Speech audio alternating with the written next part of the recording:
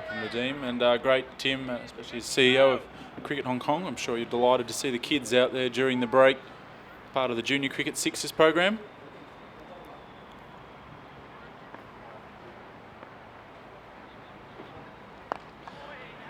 Yes, indeed. We've been really happy with the take-up of that program that we've piloted this year. Actually, we're getting to the point now of having to turn schools down because we just don't have the manpower to keep up with the demand. Flighted from the team. Once again, we're looking to go on the attack. What do we have there? Sort of 60 or 70 kids running around cricket drills, and I think for a lot of those children it'll be the first time they've ever seen a cricket wicket in the flesh. So great opportunity for the young kids here, and as you can see, before the break, lots of Hong Kong Chinese kids learning the game. So I think that's great to see for everyone that's come out here today. Never a better day for it, that's for sure. So it's Tanvir Afzal take the new ball with Nadeem Ahmed, who played an important little hand, Tanvir with the bat, making a quick fire 42. Well, I think if we look back over the innings of Hong Kong, that was really the turning point there. If Tanvir had gone out there early on, maybe a score of under 150 was on the cards, but that quick fire innings and partnership, as he knows best, as he does frequently, I think it was the thing that really turned around the energy, and you could see even the great energy of PNG seemed to drop after that innings. Starts with the wide, a little bit of, I don't know if that was, maybe it was just angle, but it looked to just shape in slightly as well. And certainly the new ball did not move off the straight for PNG, and I just wonder whether Papua New Guinea might be looking to attack the medium paces with this new ball. Yeah, I think we only saw 2 or 3 balls even threaten to shape out, and with Tanvir's natural in-swing and then in-cutting, be interesting to see how he adjusts his line with a ball that's maybe not going to move.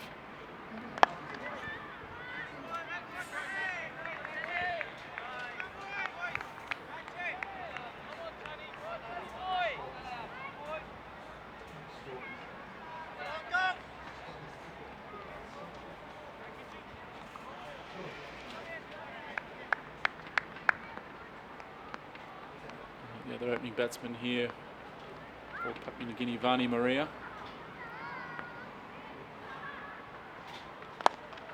Looks like he's got a very nice technique there. Stride forward, elbow up.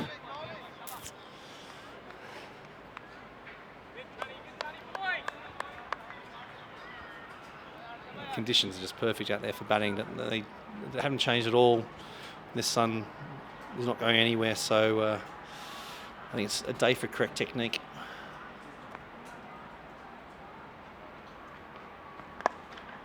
So the metronome of Tanvir Afzal, and again, just blocked on the leg side there.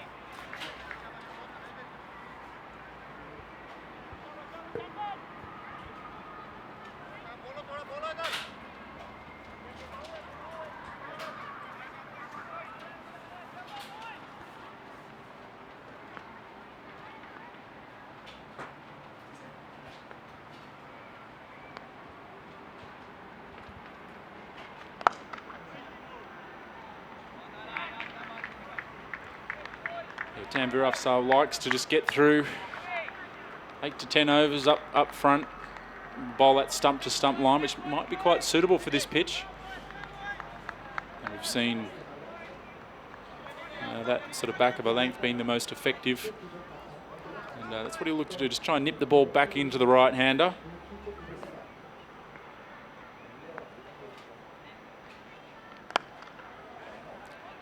I think for Hong Kong, certainly for the seamers of the new ball, patience as they get probably not the wicket to really attack and try and pitch the ball up. Things have just calmed slightly after that huge straight 6 from the second ball of the innings. Tanvir's definitely, he fits that mould especially. Just never too panicked. And definitely seems like there's a bit of a plan for PNG with Tony Ura to attack this new ball. He's just swatted that one to deep mid-wicket for 4, and a good start for PNG here, 12 without lost. That loss after 2 overs. I think this is the right strategy for Papua New Guinea. They know there's going to be plenty of spin through the middle overs, trying to not let that run rate get out of hand when that ball softens up. I imagine you would have bowled a few spinners in your time on this ground as well, Tim, being a left-arm tweaker. I have, and I've gone straight for quite some distances as well. So Nadeem is not alone. I think, as we've talked about before, just that one's blocked back down the wicket, that it's quite a strange wicket. It seems to turn more the slower you bowl.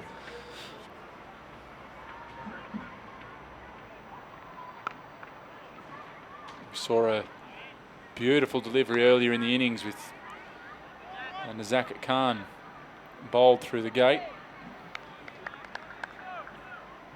That was by Mahuru Dai, the off-spinner for Papua New Guinea.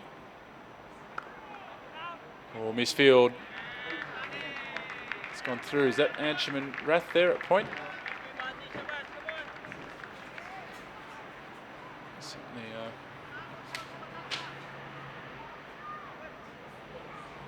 No, in fact, it was Tanveer Ahmed there. The ordinary work there at point.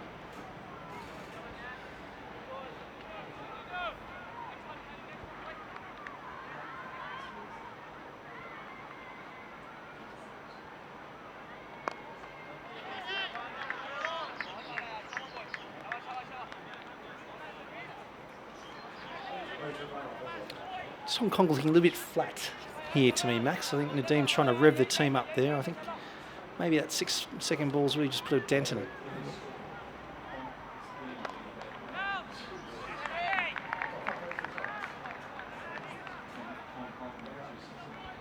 You just see him trying to rev up his teammates, just a little bit quiet in the ring, which is very different to the energy we saw from PNG earlier on.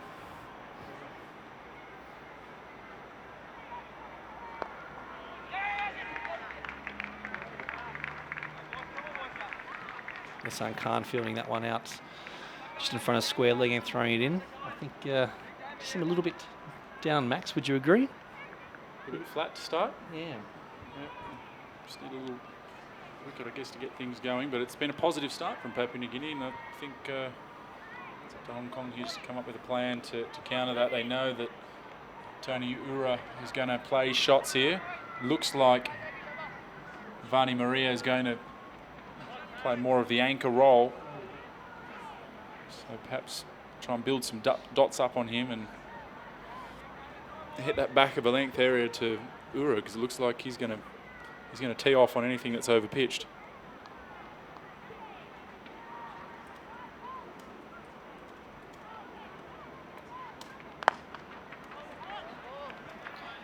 And again, that consistent length from Tanveer there, just probing away.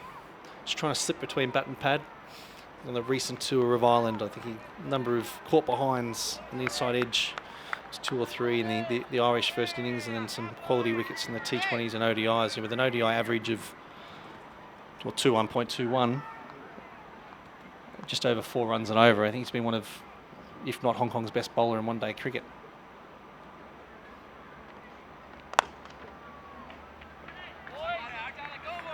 Yeah, but between him and Nadeem, we've taken the bulk of wickets for Hong Kong in the last couple of years.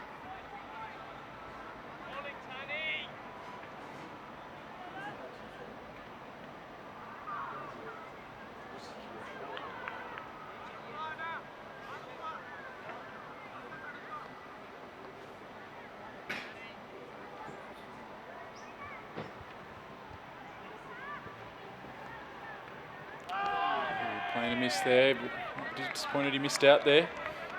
Maria, this is what Hong Kong need to do, try and build up some dot balls.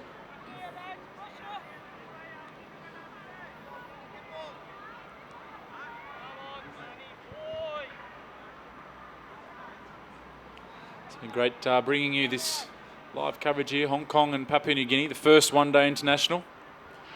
Hong Kong made 269 earlier in the day. Bowled him! Tanvir Afzal, we said he'd bowl stump to stump. And the first time that Vani Maria's tried to really open the shoulders, he has met his end. I think it might have kept a bit low, unless there was an inside edge. We'll bring up the replay in a moment. But that's an important early wicket for Hong Kong and PNG, 17 for 1. We'll get that replay coming up now, but I think it was an inside edge looking at it, so let's look at that replay. Tanvir, just that stump to stump, yes, an under edge.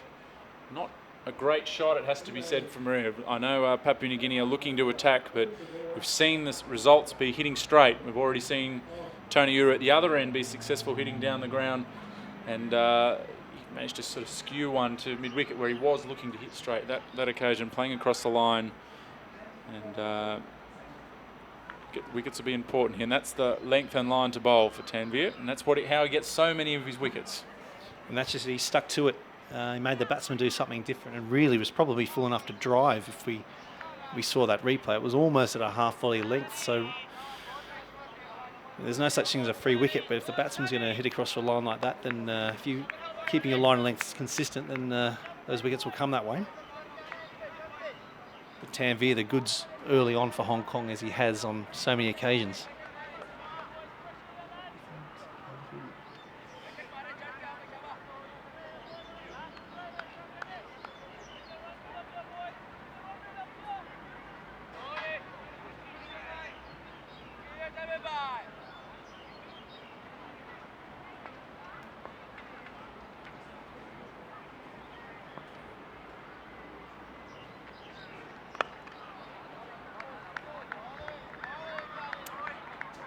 Siaka out there at the moment.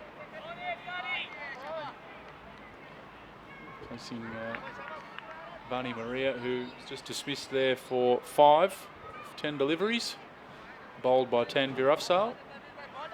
I'm very much looking forward to seeing this PNG batting lineup. Very impressive against Namibia in the recent World Cricket League series. Oh, player misses an appeal. Tabarak Dar, local Hong Kong international umpire, says not out. So looks like the batsman, he looked innocent. The batsman's always innocent, Max. Tabarak Dar, also former Hong Kong national team player and also Hong Kong captain. So it's great to see him come through the umpiring ranks. He only retired full-time from playing in Hong Kong. It was 2 or 3 years ago. He was still playing Premier League, I think, in 2013-14, and he's been travelling the world umpiring. He's now on the associate and affiliate panel. So it's great to have some local talent, not just playing cricket, but also officiating. Should point out that Lega Siaka, PNG number 3, who's not on strike now, has been a real key batsman in that Namibia series, making a score of 70 in that World Cricket League series. He's played just the 2 ODIs before this, but it was 19 one-day matches in total for PNG, and he's got a pretty decent record. He's got 140 in his 2 ODI innings, so it's not a bad start. Oh, it's in the air. And great catch from Nazakat Khan down there at long on. And I think that was Nazakat pointing straight at Trevor Penny after doing countless fielding drills right near the rope. A great catch there by Nazakat. Yeah, and fantastic catch on the boundary. Nadeem Ahmed still not afraid to toss the ball up to Tony Ura, who had been in an aggressive frame of mind. Tossed up and just almost looked like his bat might hit the ground before he made contact with the ball. I don't think the camera quite caught it there, but Nazakat took that running to his right, high over his right shoulder and just behind him, so just inside the rope. Those hundreds and thousands of high catches and hard hit ones and ones that are almost going over all go towards it, especially with the sun being quite high still here in Hong Kong at the moment. That's a really great catch.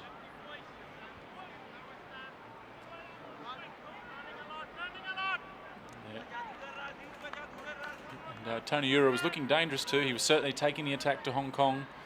Hit a couple of boundaries, but I suppose this strategy of trying to attack the new ball, it comes with a couple of risks, and now being 17 for 2, chasing a score of 270, puts Papua New Guinea in a tricky spot here, as the skipper walks to the middle now with Sardvala, who bowled very well, 8 overs and was pretty tidy, picked up a wicket. But he comes to the crease now under a fair bit of pressure.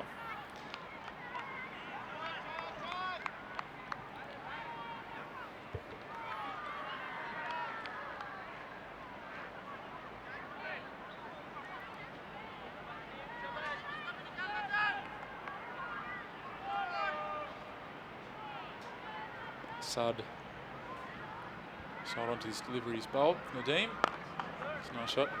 Sardvala played very well against Namibia. Scored 144 not out in their Intercontinental Cup clash against Namibia.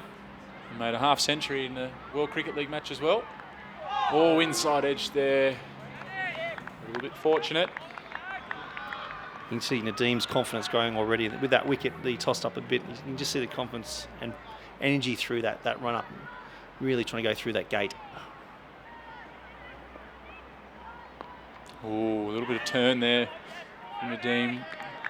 We saw in the PNG innings for the spinners that put purchase on the ball, there is plenty of turn out there, and Ehsan Khan's a big turner of the ball, the off spinner. I'm looking forward to seeing him in action on this surface.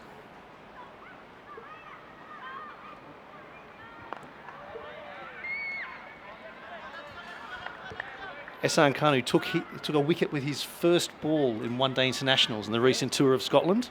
I'm going to say, Tim, now, if my memory serves me correctly, he was the 11th player to do so.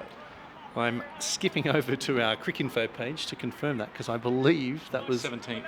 Yeah, I would go 15th. There's a bit of debate here. It's a very relaxed coverage, this Hong Kong Papua New Guinea. We don't have the luxury of 3 statisticians in our ears, but just our general knowledge and following of cricket, Tim, to get us through. And the ability to search one-handed on Cricinfo whilst holding a microphone.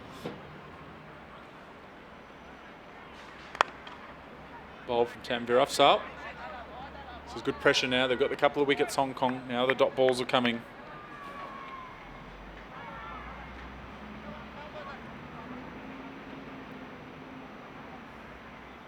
Oh, it is the 23rd. Michael Jordan, Shane Warne. So Ehsan Khan, the 23rd man to strike.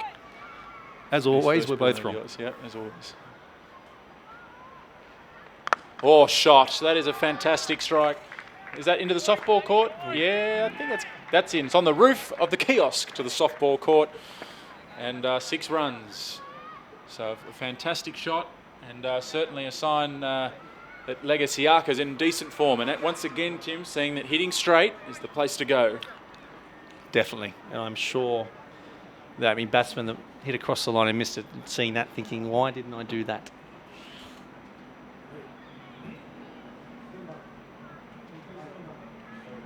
No, good. Get another look at this shot. It was an absolute cracker. Only slightly over pitch. That is a fantastic shot. No, it's really on ball on the roof. You look at that green roof area there. That's where the ball's landed. Just to the left of the tree there on your screen.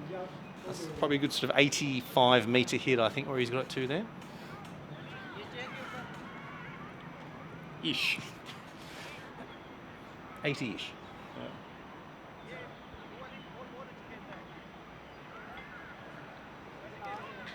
And that's what can happen here. These matches in Hong Kong, throws up seesawing contests with the way the ground's set up. Very short boundary straight. And, it certainly does mean that you can get on with it even if you've just lost a couple of wickets.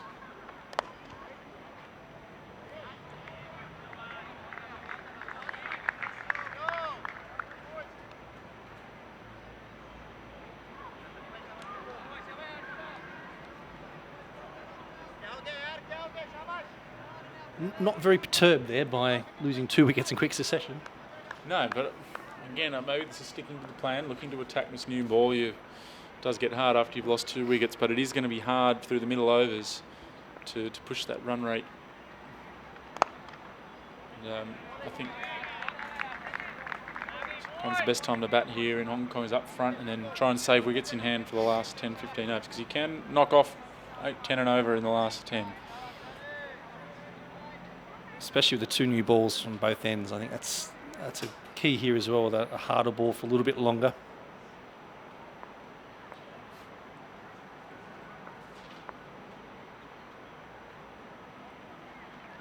It's back of a length from Tambur Afzal. That's where he loves to be. Certainly great to be bringing you a sunny match here in Hong Kong, Tim. We've had the Blitz earlier in the year, slightly affected by weather. The Scotland series was very affected by weather, but here in November the sun is shining and it looks absolutely magnificent in the ground here. Plenty of skyscrapers, not the biggest in town, but still pretty decent apartment blocks just next to the ground. Some new ones that are up for sale. And they have gone up in no time at all. Something Hong Kong does well, it's getting skyscrapers up. It used to be the old junior police corps over there. Another few hundred flats here in Kowloon City.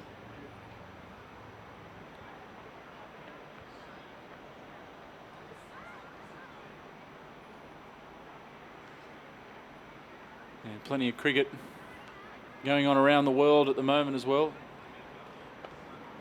Of course, with the test match in Australia now looking like a good battle. Australia 6 for 202 in reply to South Africa's 242. That's a great fight back from South Africa there on day 2. David Warner just agonisingly short of 100, out for 97. And of course the main match today overseas in Japan with the Hong Kong Dragons going up against Japan, the Chinese representative side. They've got a little bit of work to do in their T20 match against Japan. Japan made 123 for 8 there. And the Hong Kong Dragons 19 for 1 early on. Louis Chan and Siegfried at the crease. Siegfried Wai, one of the better batters in that Hong Kong Dragons outfit. Tremendous initiative with the best of the best, the Hong Kong Chinese players, getting the opportunity to tour Japan as part of the East Asia Cup, as Azaz Khan here comes into the attack. And Korea, we get 2 runs there to Papua New Guinea. Korea doing very well in this tournament too. Yeah, Korea beats the Dragons yesterday quite convincingly after posting 175. I think surprising Hong Kong there with some huge hitting. I think they hit 16 sixes if I'm right in their innings. So China has gone down in 2 matches in a row, going down to South Korea again. Looks like Australia another wicket down, 203 for 7.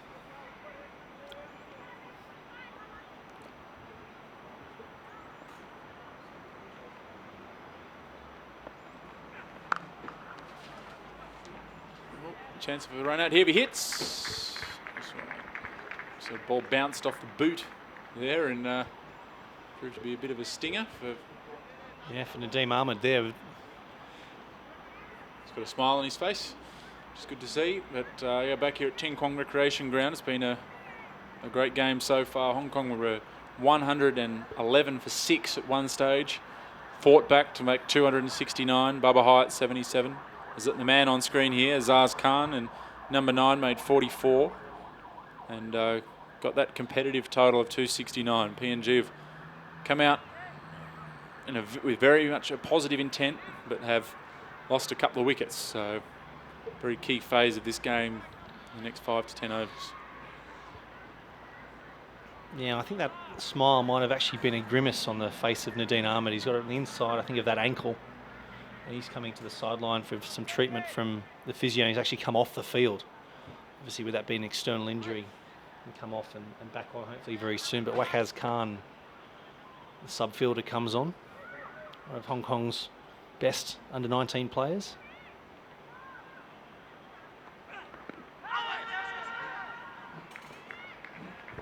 So he's just right in front of the media position here. Getting some ice on the inside of that ankle. So I think for Hong Kong's sake, Hope that Nadim's up and again being able to bowl.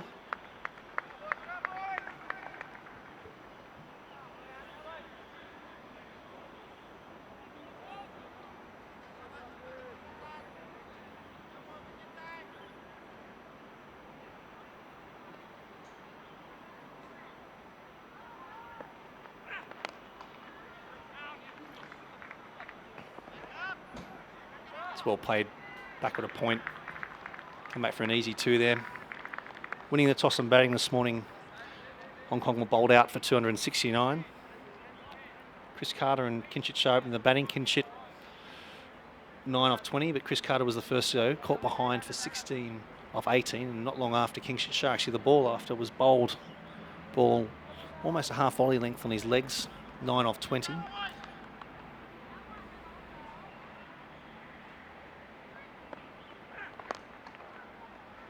That's worked nicely just behind square leg for another 2 down there.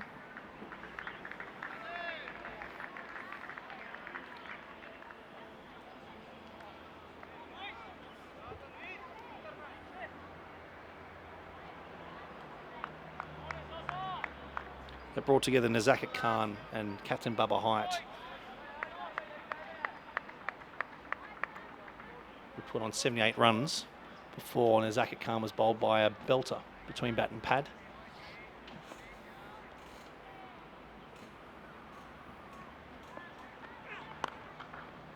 Nicely played there. It's a very sweet shot, just Nice in front of Sadbala. square. Yeah. No, full result, 4 runs, very nicely timed. So while Max is having his lunch here, I'll keep going through. Anshuman Rath came to the crease, was out not long after with a classic catch in the covers. Shahid Wasif also didn't spend much time at the crease, trapped LBW. That was brought together probably the partnership of the innings with, of course, Ehsan Khan as well. Sorry, that went past me there. Was caught at bat pad catch by the keeper. That's when the ball was really turning square, wasn't it, Max? Yeah, no. I think the key was they got through those overs to Mahuru Dai, who was definitely the real turner of the ball in that PNG team. I thought Asad Vala didn't spin the ball as much, but once those 10 overs had got through from Mahuru Dai, it became a little easier against the spinners. And I think Hong Kong will really hope they can get through some overs from Tanvir Afzal and Azaz Khan here without too much damage, and let the spinners, when they can put the field back, have the spinners operating.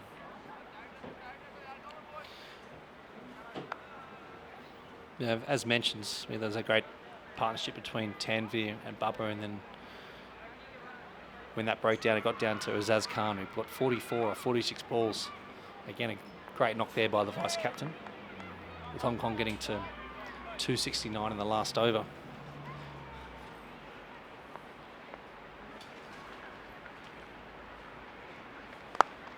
Good shot. It's down to be long on for 1 run. Anshuman Rath doing the fielding down there. Not a great throw. Doesn't look after his current roommate, Chris Carter. Oh, to be a fly on the wall. Some strange conversations going on in that room at the moment. We've talked about Ehsan Khan, the off spinner, but there's also Anshuman Rath, who most would know as a batsman, and leading in today had a ODI average of 44. But he's been a destroyer really with the ball for Hong Kong over the course of the last year.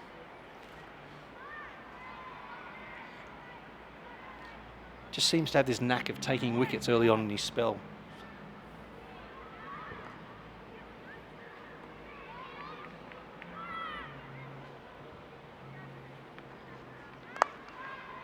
Block there on the leg side. So as you said, I think when you get through, Hong Kong get through their pace attack and get as close to perhaps even maxing out both of those bowlers, and then you've got the 20 overs gone there, and you've got the 30 overs of spin to come, and that's, as you said, set the field back and really try and squeeze Papua New Guinea out of the game. All right, slowish turning deck, be tough to score.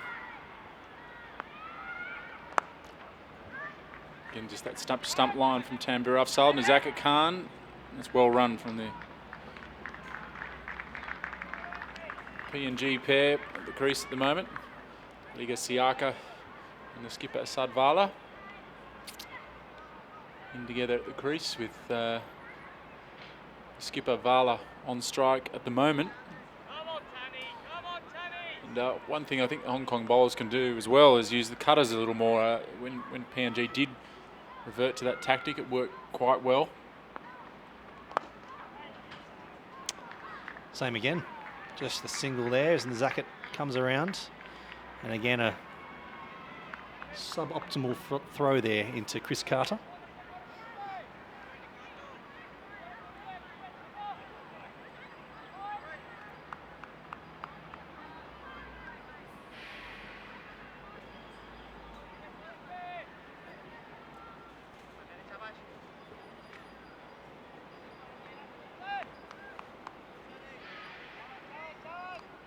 Still kept a pretty decent run rate here, Papua New Guinea, despite the loss of early wickets, hovering around that 5 and over mark, which is handy enough for the start of your innings.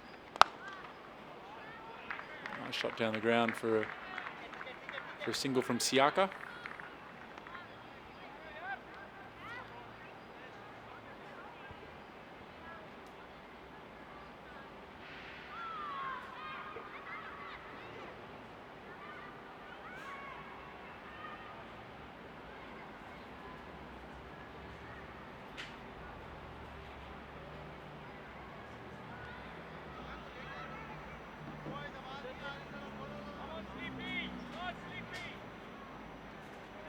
It's an even 5 and over now, 40 for 2 after 8 overs.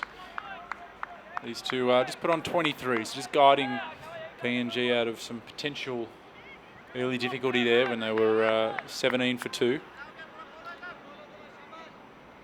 Saw Hong Kong get to 100 for 2 before losing 4 quick wickets.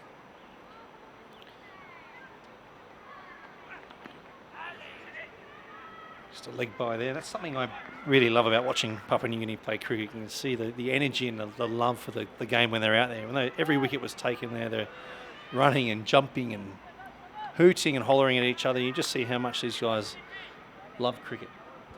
Great story, PNG cricket. And I'm sure you got some of that earlier from Greg Campbell, and sure hear more again. But you know, the distances some of these guys travel to get to training, hours on various kind of vessels and buses and cars just to get to train for cricket, just shows how ingrained cricket is now in PNG culture. Quick single there, potential. That was Wakas Khan there, the substitute fielder, pinging that ball at the stumps. I think Siaka would have been home anyway. We are right on that line, so if anyone was going to be able to adjudicate that apart from the umpire, I think that was us, and it was going to be tight. But I think it's a credit to Greg Campbell and his team. I think we had over 100 employees in Cricket PNG now, including the players. Just how much hard work they've done. Oh no. A slight misfield there. Skipper, no, it's Tanvir Afsal. Doesn't miss too many. Just very slow to get down there, Tanny. I'm sure he'll be livid at himself. How much the high standards he has for himself. Yeah, it was a sort of thick inside edge, and but it was looking to more go over mid-wicket. Went down to fine leg where there's Afsal's up inside the circle. Nicely clipped from Siaka. They look for 2. And should get it. Good energy here from Papua New Guinea. No, there was nothing wrong with that fielding. Really, he's come maybe around a touch, but you know, good throw. That's just great energy there from the PNG teams. We talked about earlier in the day the energy they had in the circle, putting the pressure on Hong Kong's running. You see that, and they're running between the wickets as well.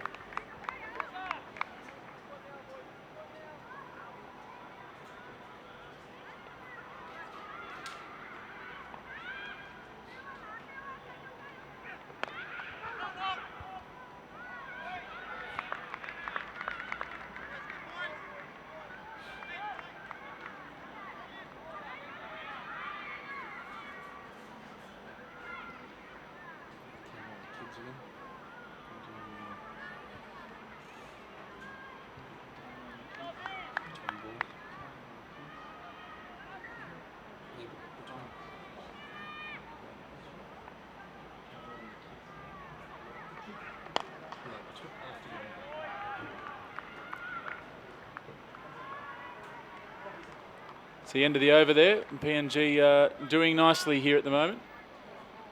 48 for 2 after 9 overs. So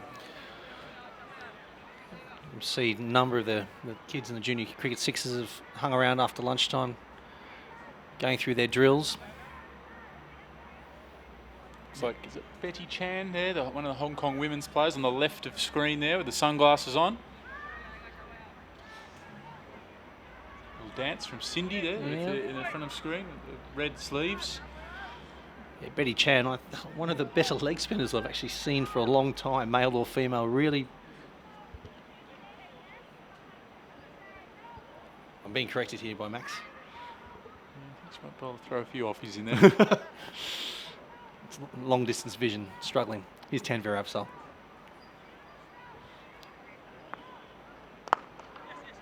Nicely knocked from Val. That's good batting.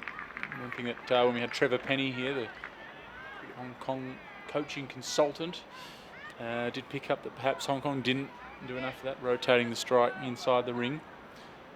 Yeah, great to see the kids still here at the cricket. Certainly a great sight from our commentary position, seeing the 60, 70 kids on that side of the ground, getting to not only watch Hong Kong play, but participate as well.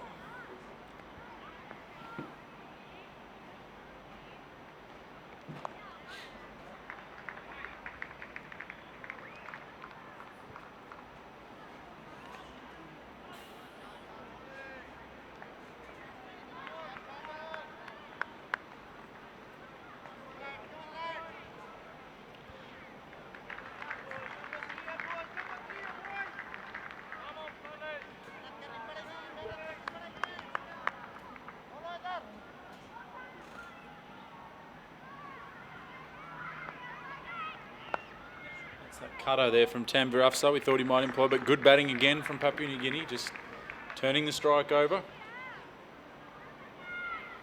was watching them train on that very square yesterday, and you could see them. Oh, no ball there from Tanvir. Have we got not enough fielders? Too many outside the ring, I think. Just looking at Tanvir's reaction, I get the feeling it was a fielding. An error with the field restrictions. See Wakaz Khan coming in, but if so, almost unforgivable.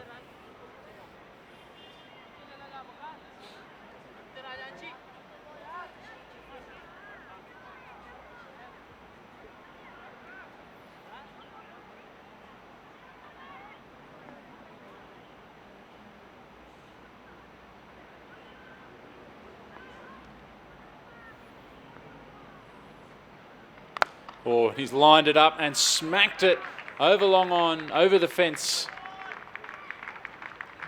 And the no ball has proved very costly. No wonder Tanvir Afzal's not happy. A fantastic shot there from Siaka. You could see him moving around the crease before the ball was bowled, but I don't think he really needs to do that with a base like he has. He just swung through there and over the long on fence.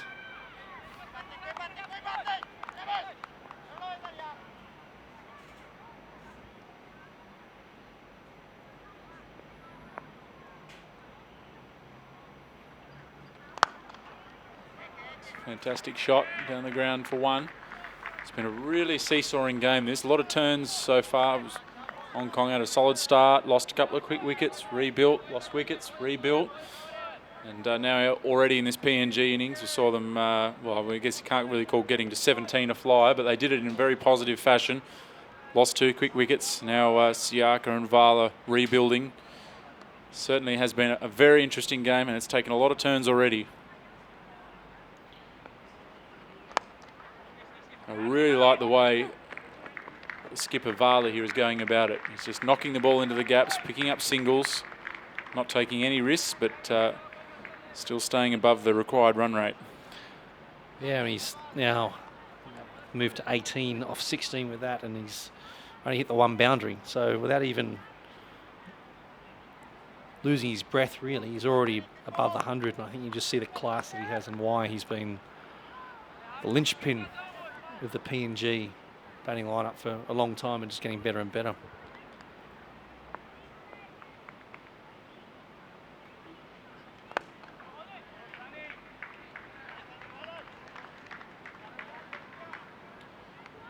The over there, 60 for 2 after 10 overs. So another 210 runs required of 40 overs, 8 wickets in hand. Game well set up here.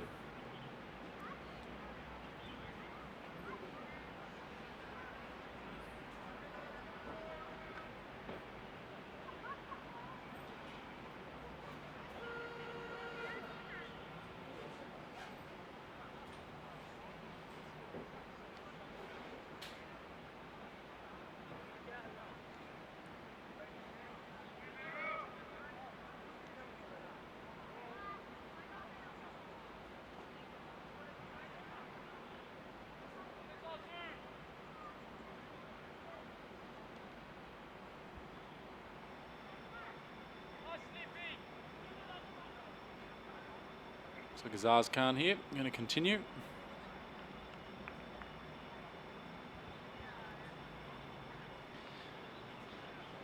So these two teams will actually meet in the last round of the ICC World Cricket League Championship and Intercontinental Cup late next year in the UAE.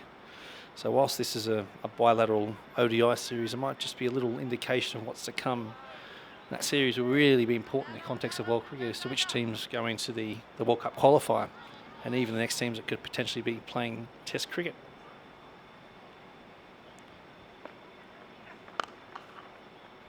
So just for the viewers out there who mightn't know, Tim, the system in the World Cricket League, what's being played for in that one-day tournament? Well, Afghanistan and Ireland are now part of the full table for one-day international countries, so that's top 12 there, and the next 8 teams, of which Hong Kong and PNG are 2, will play a single round robin tournament over 3 years, with the top 4 teams going into the Cricket World Cup qualifier. Top how many, sorry? Top 4. Top 4. Short ball and smashed. Azaz Khan thought he'd just try out Asad Vala upstairs, but Asad Vala more than up to it. And I put that away well in front of square. And on this wicket, unless you've got protection out there, it's a tough boundary to defend, given that not a lot of pace in the wicket. No, it just seemed to sit up for him, didn't he? He was almost waiting for it to hit it that easily in front of square. Yeah, the top 4 go into the World Cup qualifier, and then the bottom 4 of the World Cricket League will drop back into Division 2, where the top teams in Division 3 will come together. Just an easy single there on the leg side. And then the finalists of Division 2 will then go up into the World Cup qualifier. But for the first time ever for the World Cup 2019, 2 full member nations will also drop down into that World Cup qualifier. So on current standings, it'll be the West Indies, it'll be Zimbabwe and Bangladesh for a tournament that's to be held in Bangladesh. But the West Indies are also dangerously close there to Bangladesh as well. I think even Pakistan's ranking, certainly before they defeated West Indies 3-0 recently, was perilously close to dropping down, which would see them have to go through qualification.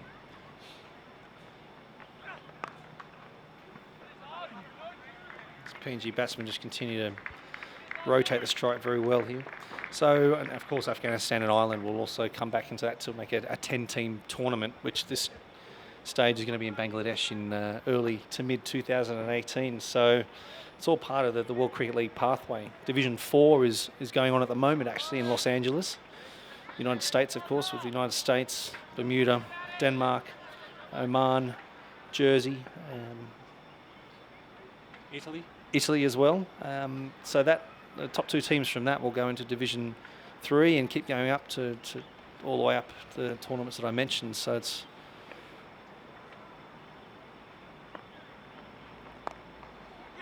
a chance here if he hits. slow to get to the ball there as ours.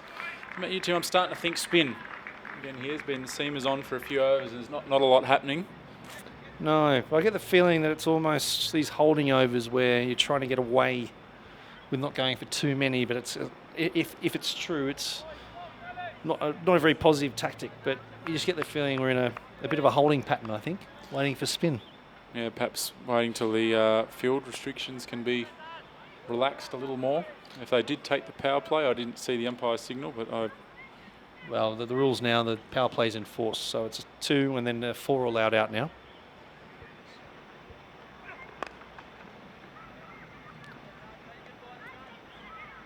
So that from a one-day cricket point of view, it's a long pathway. One stage was World Cricket League Division 8 all the way through. And as we've talked about before, these two teams were 2 of the 6 that played in the World Cricket League Division 3 back in 2011 that really started the pathway for both of their now ODI status. So it's a very important tournament from an associate cricket point of view. Funding is all linked to the World Cricket League. And so it's really key for these sides especially, but the other 6 teams vying for those places: Kenya, Namibia, Nepal, the Netherlands, Scotland. Yeah, their development really is linked to a lot of that funding. So talking about cricket with consequences and cricket that matters, no more so than the World Cricket League. And then of course there's the Intercontinental Cup as well, which is the 4-day first-class tournament that sits below the test teams. Afghanistan and Ireland are both in that competition.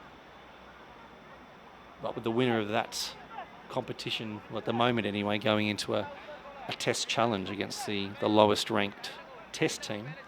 And if they're successful there, that they'll have test status. As we all know, the ICC are considering various other proposals, but the potential of playing test cricket's a great one for any country. And just as we're speaking, we see spin coming in to the attack. Yeah, no, I think this is a good move and certainly needed, because just things were drifting along a little bit from a Hong Kong point of view. PNG looking very comfortable against the seamers. This is Ehsan Khan. Looking forward to seeing him on this surface. Can spin the ball. And very crafty with a straight one as well. Just a little leg side-ish. And one thing, Tim, I don't know about you, but I'm not a fan of the no one stopping single on the onside. That's a little bit too easy just to knock one onto the onside there for one, especially from around the wicket. What do you think? I will definitely agree, especially with the ball turning away from the bat. A new bowler, you think the last thing, you want a player to try and hit across the line and try and hit over the top. So I'd almost, as bad as it sounds from a bowling point of view, I'd almost rather give up a boundary if he's willing to hit across against the spin. But as you said, to give away that single just releases the pressure. Yeah. You see how he goes with the right-hander here. Short cover again. No one saving one on the onside, although Nizakit's just moving into that position, which I like. Try and build a few dots here on Siaka. An appeal. Not out. Not afraid of an appeal, Ehsan Khan. Clubmate to clubmate there, actually. Tabrak Dar, long servant of Diasquid, little slow one. Ehsan Khan also currently plays for that club.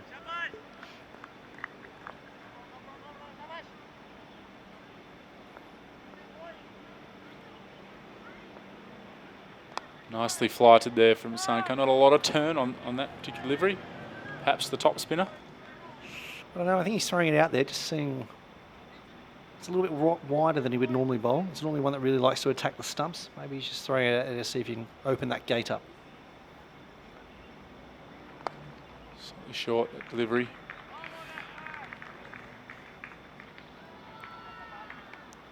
Nicely played by Siaka.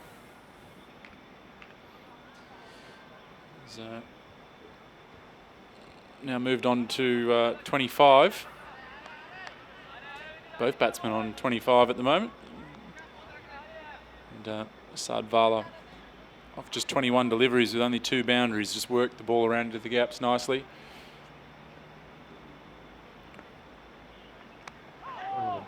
Catches the edge there.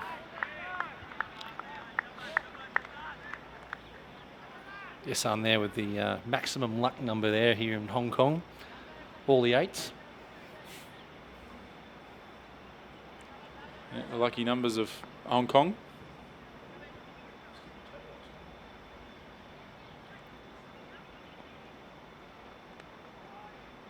Well kept there from Chris Carter. The man signaling that wide there, Tabrakdal, also number 88 for Hong Kong. I've been reliably informed by Charlie Burke, who we'll get to hear soon.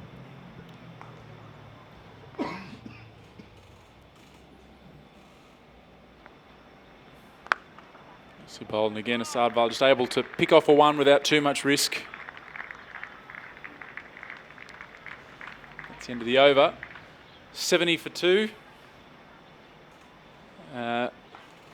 After 12 overs, Hong Kong having made 269.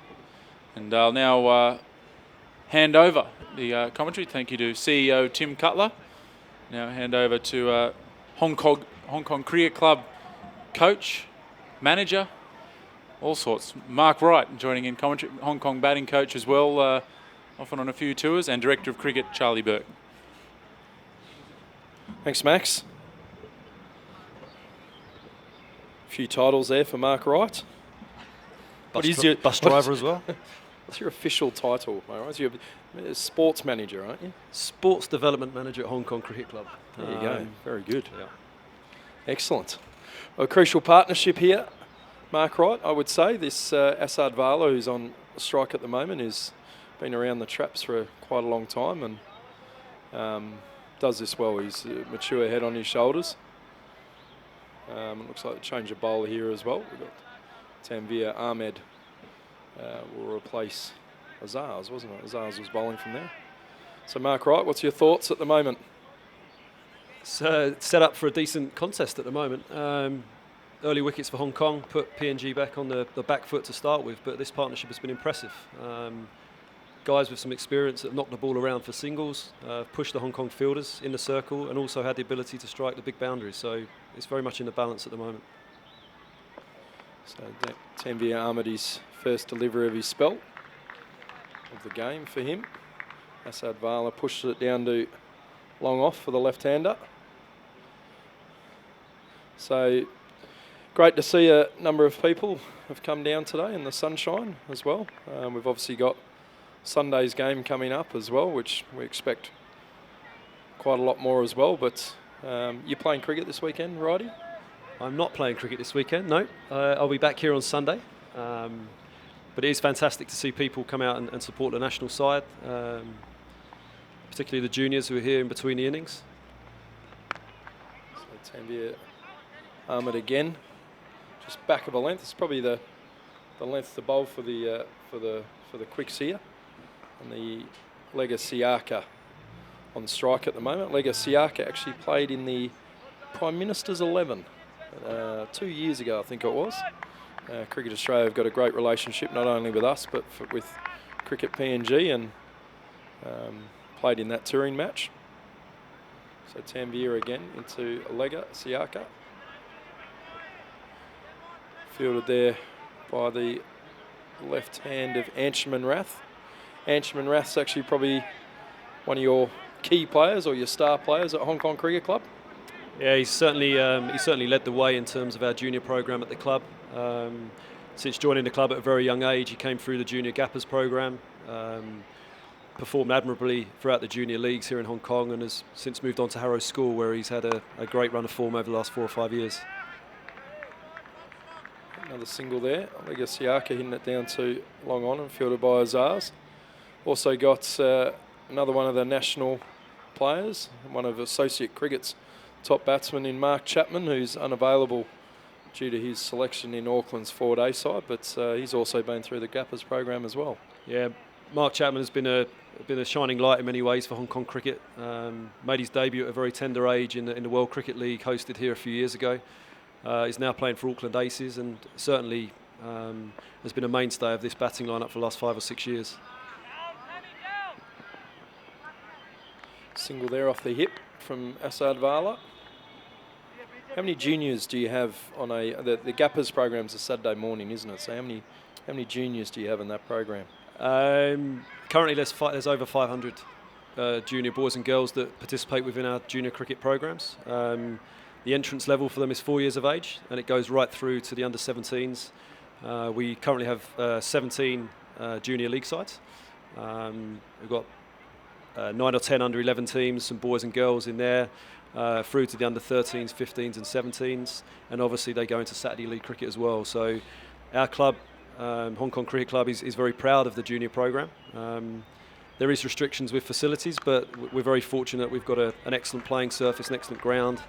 The indoor cricket centre is worth its weight in gold for these associate nations, because it just, with the Hong Kong weather, can be unpredictable at times. It just allows us a facility that we can complete our programs on a regular basis. So we're proud of the program here at the club, but also around Hong Kong, Little Saiwan, Kowloon Cricket Club, USRC, there's a host of junior cricketers here that are desperate to play the game. And they play in all shapes and sizes, whether it's on boutique grounds or playgrounds or a bit of tape ball cricket here and there. So I'd suggest that junior cricket in Hong Kong is in decent shape, and they just aspire to play more and more games, which is obviously what we're trying to strive towards. That's fantastic. 500 juniors. I didn't know that. I knew it was a couple of years ago it was over the 300 mark, but 500, that's fantastic. So Ehsan Khan continues. Asad Vala knocks it down the ground for a single. Women's cricket is also pretty big in our Hong Kong Cricket Club, isn't it? Yeah, women's cricket is a very important part of what we offer our members and our various junior girls sides, and we host two ladies teams in the domestic competitions, and there's also specific girls sides in the under-11 league. And yeah, it started up 10, 12 years ago now. Mrs. Anita Miles and Mr. Rodney Miles, the CHK president, and it's grown. It's gone from leaps and bounds, and it was fantastic to see the tournament that Hong Kong hosted a couple of weeks back with Thailand, Nepal, Hong Kong and China competing in a very well fought contest. I would suggest that within the region, particularly in Hong Kong, China, Thailand, Nepal, that game is particularly healthy. And I expect to see more of that going forward over the next few years, and a host of opportunities for these players to play the game. Yeah, fantastic. We've got we'll be hosting the East Asia Cup September next year, which is a women's T20. So that's Korea, Japan, us and China. So we'll have the women will get to play in front of the home crowd again and the home support, which is great. And hopefully we can steal Hong Kong Cricket Club for a few of those games. You certainly can.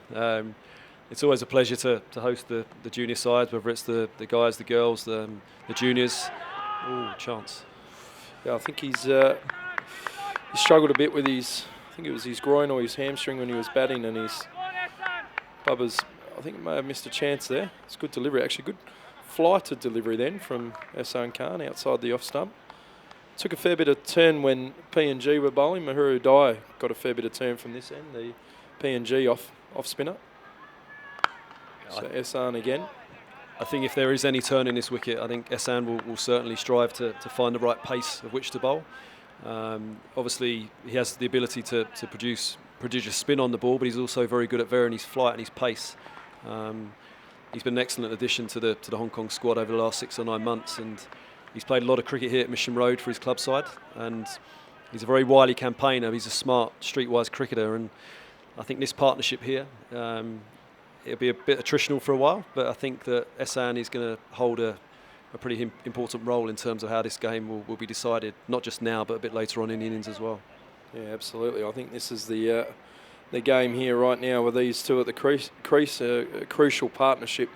I felt when Zakat and Bubba started to build their partnership sort of at a similar stage. The introduction of spin, and it took a very good delivery from Mahuru Dai to get rid of Nazakat Khan. So something that the Hong Kong side will be looking for at the moment. We've still got Tanvir to continue on the other end. PNG are 2 for 79, chasing Hong Kong's 269, so 270 for the win. And the other thing I was going to ask you, Righty, as well, is about the involvement that Hong Kong Cricket Club have had in a number of local schools as well, Hock Sham being one of those schools. Just threw the shot a little bit too early then, I think. Struck him on the body. Little Lega Siaka. Not hard to bounce, Lega. He's got those youth pads on. Yeah, I think, as you mentioned about the community program, which is done across all the different clubs in Hong Kong, Kowloon, ourselves, Little Saiwan, and particularly with the Cricket Association as well, Cricket Hong Kong. I think that's a very, very important part of what we do in terms of taking the game into schools where it hasn't maybe previously been played or afforded to young players.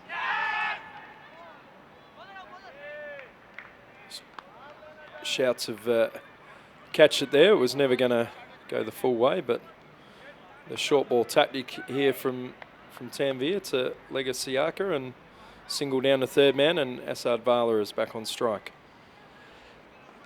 From a club point of view, just carrying on, we're very fortunate that we work with the Polong Cook Orphanage based down in Causeway Bay. We have done for the last 2 or 3 years, and we offer them some time at the Indoor Cricket Centre bi-monthly. They come in for a couple of hours to do some cricket, some hockey, some netball. We've actually given some scholarships to those kids to play in our junior under-11 league side. So Polong Cook, Hokshan School down in Wafu have been excellent additions to our program. We've learnt a hell of a lot in taking the game back to its basic, purest form. And you do have to think on your feet a little bit, because you don't always have the most pristine of facilities.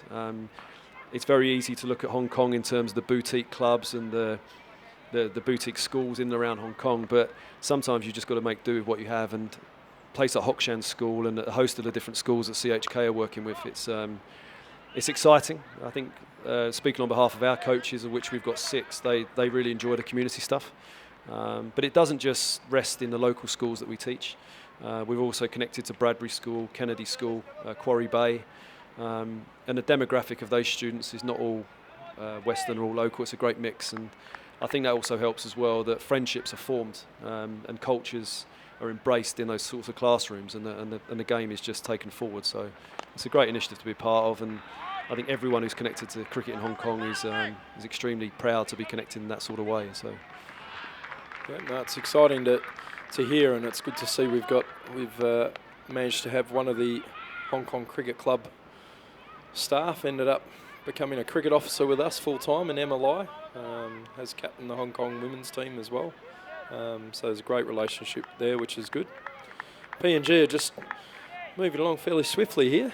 Not the most intelligent bowling at the moment, I don't think, particularly to Assad Vala, who's pretty strong on the pads, typical left-hander. There we go again.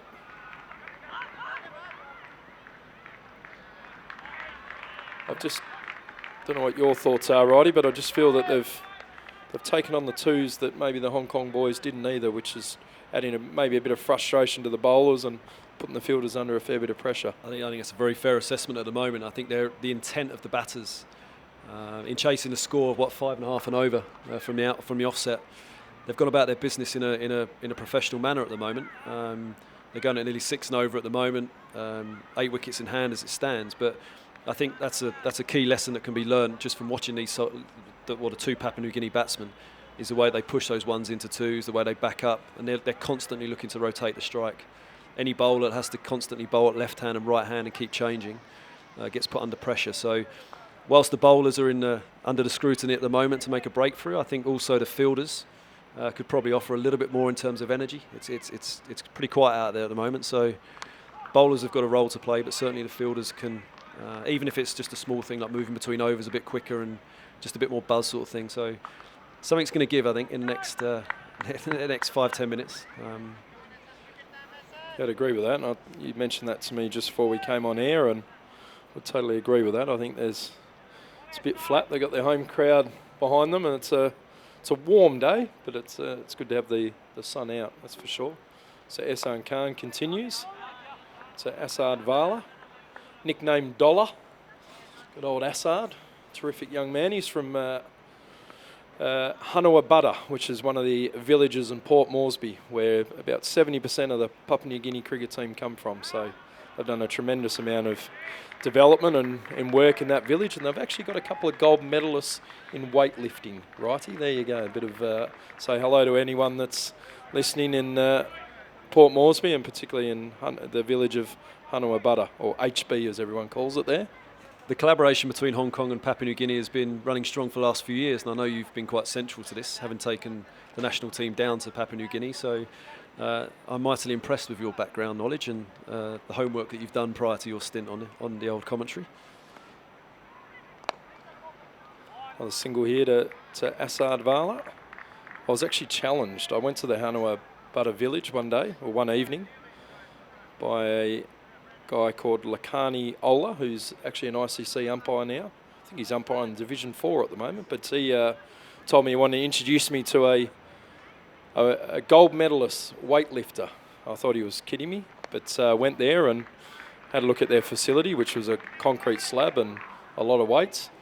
And this young lady, I could hardly lift the bar, and she was laughing at me. But no, it was a good evening, and they're always looking after you in Port Moresby, so looking forward to taking the boys there again. Their facilities have improved out of sight. We had Greg Campbell on air earlier, their CEO.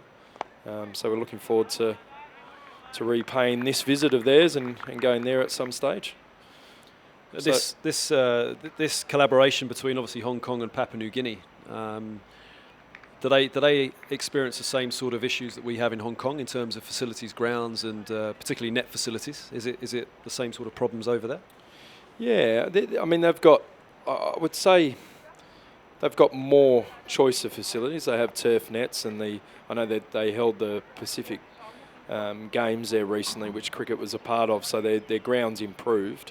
But they still have very similar challenges to all associates. But probably their biggest challenge that they have, which we don't thankfully have in Hong Kong, is that the logistics. Getting people. There's not roads to major towns and out-of-line areas, and there's a lot of people that play cricket in Papua New Guinea, not just in Port Moresby, but other areas, and everyone has to fly to get to anywhere, and that's obviously costs incurred with that. And so to run national training programs or national championships and that is tough. I suppose that's one of our strengths, or something that we don't really need to worry about in Hong Kong. It's about 45 minutes from one end of Hong Kong to the other on a MTR. And people still moan about that. So yeah, exactly. Well, they don't even want to cross the water, do they? I mean, I'm surprised you're here today, Righty. It's away from Hong Kong Island. It's brought your passport. Ansham Rath on the bowl. He missed out with the bat today. He'd been averaging 40-odd with the bat in ODI cricket. In fact, his first ODI was against Papua New Guinea in Townsville, and I think he got 60-odd. So he's on the bowl. He's a very accurate bowler, isn't he, Righty? He's wily for someone so young. He certainly understands his game, and he certainly loves to be involved in the game. So very much a three-dimensional cricketer. If he's not doing it with a bat, he'll have a crack with a ball, and if he's not doing it with the ball, he'll certainly give his all in the field. So I think the one thing that Baba Hyatt, the Hong Kong captain, has is he does have a decent amount of options in terms of the bowlers at his disposal. He's got the off-spinner, right-arm off-spinner. He's got two left-armers, taking the ball in and away from the bat. So I think the way that he shuffles his pack, particularly in the next 5 or 6 overs, is going to be quite important. Benjamin Rath again, fairly full to Lega Siaka. It's knocked down to long off. So if you've just joined us, Papua New Guinea, Hong Kong ODI, the first of 3 ODIs. Hong Kong won the toss and elected to bat. Made 269 with the skipper Baba Hyatt leading the way with 77 off 95 balls. And Sopper was the leading bowler for PNG with 3 for 39 off his 7.4. Anshman Rath again, this time to Assad Vala. PNG innings didn't get off to the greatest of starts. They were 2 for 17 at one stage, and Dipak Patel wouldn't have been too happy with the dismissals, I don't think. But Tony Ura was caught well by Nazaka Khan at long on, off the bowling of Nadeem for 11. And Vani Vagi Maria was bowled by Tanvir Afzal. I think he may have even chopped on to that. Wasn't the greatest of shots. And at the moment, we have Assad Vala is not out on 41 and Lega Siaka 34 not out. So they go into the drinks break at 2 for 96. So a pretty good position for PNG, I would have thought. I think they would have taken where they're at the moment, this 80-run partnership between these two has certainly put the game well and truly in the balance at the moment. I think Hong Kong will get a chance now to get into a bit of a huddle sort of thing and regroup. It has been a little bit flat the last 5 or 6 overs, but as we saw in the Hong Kong innings, they were in a similar sort of position, about 100 for 2 sort of thing, and then there was a burst of quick wickets. They lost 4 wickets pretty quickly, so I think that the talk in the group, in the huddle, will certainly be about, one, trying to break this partnership, but also probably trying to lift in terms of what they're actually trying to do in terms of their intensity and their own execution of their skills. So a good little chance for both teams to take a bit of a breather. It is a warm day, and certainly the next 5 or 6 overs after the drinks break will offer a decent insight as to where this game's going to head, I think. Yeah, totally agree with your thoughts there, and I think it's these sort of moments, the drinks break can't come soon enough sometimes. You just need to regroup and keep it simple.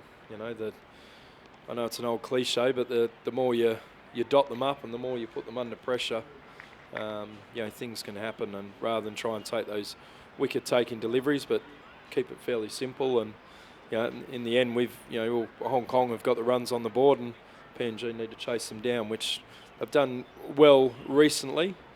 I played Namibia in the World Cricket League Championship and had a clean sweep there in the I Cup in the World Cricket League Championship, and I believe, if my memory serves me correct, these two were actually a big part of that chase of 274 against Namibia. So a vital partnership happening at the moment. I think these sort of breaks offer opportunities just to reassess where the team is at, both sides. The Hong Kong guys obviously would have done their homework going into the game as to how batters play, strengths and weaknesses, and certainly aspects that they look to challenge the batters as they come in. I think what it's crying out for at the moment is just for a little bit of a raise in intensity from the Hong Kong guys. There's some guys there that play quite a lot of cricket, even though they're still quite young in age. And they're up against 2 guys at the moment who are obviously seeing the ball quite well and are very sure as to the way that they play and approach a target, which is 5.5 and over from the outset. They've got up to that rate pretty much from the start today. So it's a challenge. But again, this sort of level of cricket. This is what it provides, and these next 3 games will provide, I think, pretty even contests. They're very closely ranked, the 2 sides. But again, PNG will be looking to kick on, doing it very much as what they have been doing prior to drinks. And the Hong Kong guys will certainly be looking for a breakthrough and for someone to stand up and put their hand up and make something happen. So all to look forward to in the next 20 minutes or so. Just look at the overs that have been bowled. Nadeem's only bowled the 3 overs, 1 for 12. So he's still obviously got 7 overs up his sleeve. Ehsan Khan has only bowled 3 overs, none for 17, and Anshuman Rath's just bowled his first over there. So there's still a lot of overs of spin, which is going to play a big key in this. I think there's at least another 24 overs of spin to go, or 23 overs of spin. So I think that's going to be key. But I agree. I think the energy that the guys are probably lacking a little bit. And as you said, it is a warm day, but it's a rest day tomorrow, and it's an opportunity to. You don't get to play one-day international cricket that often, and these 2 teams love playing each other, and they have a really good rivalry and a lot of history. We started sort of, I suppose, the rise up together. 2011 Division 3, both made the final of that, and then played each other in 2 World T20 qualifiers. And obviously ODI status, which you were involved in, Bridie. You took over the coaching for that period in New Zealand, and both Hong Kong and PNG got ODI status then. So expecting this series to be well fought, actually. So it'll be interesting to see the next hour particularly, which is going to really decide this match, I feel. Yeah, I think the 2 sides are certainly evenly matched. It's great that they can get these 3-game series going and stuff like that, because there's no mismatches in this level of cricket. Nowadays, with all the analysts and all the support staff, you get enough footage and you understand who you're going to be playing against. But at the same time, it's also about how you execute your own game and your own plans as individuals and as teams. But as it stands at the moment, I think there's a decent amount of people here at the ground today watching. I think they're going to be in for a good afternoon's cricket here. Someone's going to have to make something happen for the Hong Kong side. Could be a great catch. I know they've done a lot of fielding work with Trevor Penny, who's been here for the last couple of weeks. It might be some brilliance with the ball, a keeper. Something's going to have to happen from the Hong Kong point of view to get another wicket, and also to get a new batter in, and obviously bowl a little bit smarter maybe to try and get the batsman who's got some runs behind him off strike for a period of time. But they're going to have to force the breakthrough at the moment, and it will take a collective effort. Yep, definitely. I think with the field placements will be interesting as well with Ehsan Khan here. I don't know, I just always feel even after a drinks break, I know it's not a tea break or a lunch break, that maybe that extra fielder in just for a few balls, just to, particularly your mid-wicket, bowl stump to stump, you know, little things like that, just to try and maybe sneak that one straight after drinks, put that little bit of pressure on that single down the ground. Maybe it was a bit too easy first ball after drinks. Yeah, bowlers will certainly have the options. Again, they can go over and around the wicket. Ehsan himself was called off an inside edge, off one of the spinners earlier on today, sort of thing. So,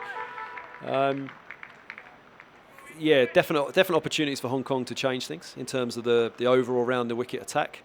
I'm all for that, actually. Get another fielder in the batter's eye line. But yeah, just after drinks and tea break sort of thing, funny things happen, and Hong Kong will certainly be looking towards that at the moment. Well bowled. Righty, you've called for it. You said something was going to happen, and there it is. Terrific catch there from Chris Carter behind the stumps, and just held that one back a little bit, I think, Ehsan Khan, and a good snaffle there behind the stumps by Chris Carter. So a valuable wicket for the Hong Kong boys. Again, Asad Vala, the Papua New Guinea skipper. We'll have to have a look at the replay here. Just brought up their 100 as well, PNG. So got Trevor Penny in the box. I don't know who let him in, but someone's let Trevor Penny in the box. Not a good sign there for PNG as their skipper walks off. Fantastic bit of bowling.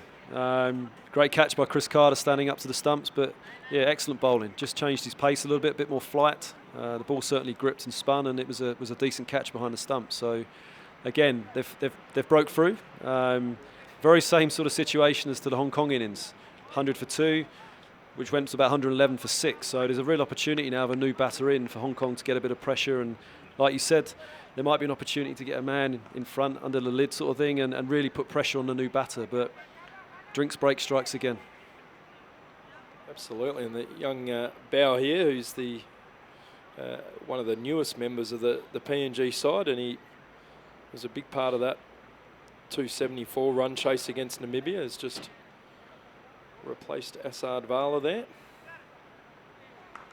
Ehsan Khan, he'd be a bit excited now, I think, after that wicket. He's an excitable character, so he could be on a bit of a roll here, hopefully, for Hong Kong's sake anyway. It was a good knock that by Vala. He'd be frustrated at the timing of his dismissal, but what did he make? He made 43 or 40 balls, and he didn't really look in any great deal of trouble throughout his innings. But again, I think that was the innings that Baba Hyatt, his respective captain for Hong Kong, played earlier on in the day, where Baba took it a little bit deeper. There'll probably be some frustrations from Vala's side that he hasn't managed to do so. A lot of pressure now on the guy, Siaka, who is 36 not out. And obviously Bao is going to take a few balls to get set up and get used to the pace and the flight of the bowling and stuff like that. So we're set well here. Just let him off the hook there with a full bunger on leg stump. Good bit of fielding there from Wakas Khan. The deep square boundary. Yeah, couldn't have timed it well enough for the Hong Kong boys. And you did call it righty, I must admit. I'll give you credit for that. You did say something was going to happen, and it did. Good delivery there from Ehsan Khan. So as he approaches again, this time to Siaka, who whips it off his pads to the man at short 45. Wakas Khan is currently on the field as well. The captain, Baba Hyatt, is currently off the field. Struggled a bit with his batting with a muscular injury, it would seem. Who's taken over, Berkey? I would have thought Tanvir. Yes, I think Tanvir would have taken over, although Azar's possibly. Yes, I think you're right with that. Although, yeah, Azar's has definitely taken over there. He's marching the orders.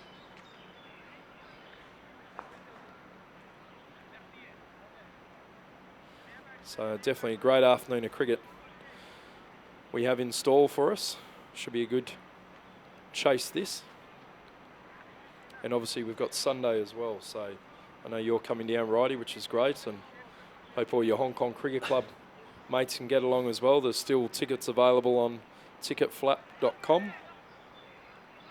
There's some hospitality available as well. I think we're installed for another perfect day weather-wise, which has been nice. We've been a little bit hampered by rain in the past with some of our cricket events and the ODIs against Scotland. It's certainly, the weather's been set fair today, and it's also decent forecast for the next 4 or 5 days. And regardless of the outcome of the result today, the series is going to be set up nicely. Obviously, the team that comes here on Sunday having to win will put an added dimension to the result, but it's going to be a fantastic series. I think these sort of series that happen, the ICC are very, very supportive in getting these events played outside of the World Cups and the qualifying tournaments and stuff like that. So it offers fantastic opportunities for cricketers from both teams to experience how different players play and in different environments and different cultures and stuff like that. Henchman Rath again, stump to stump.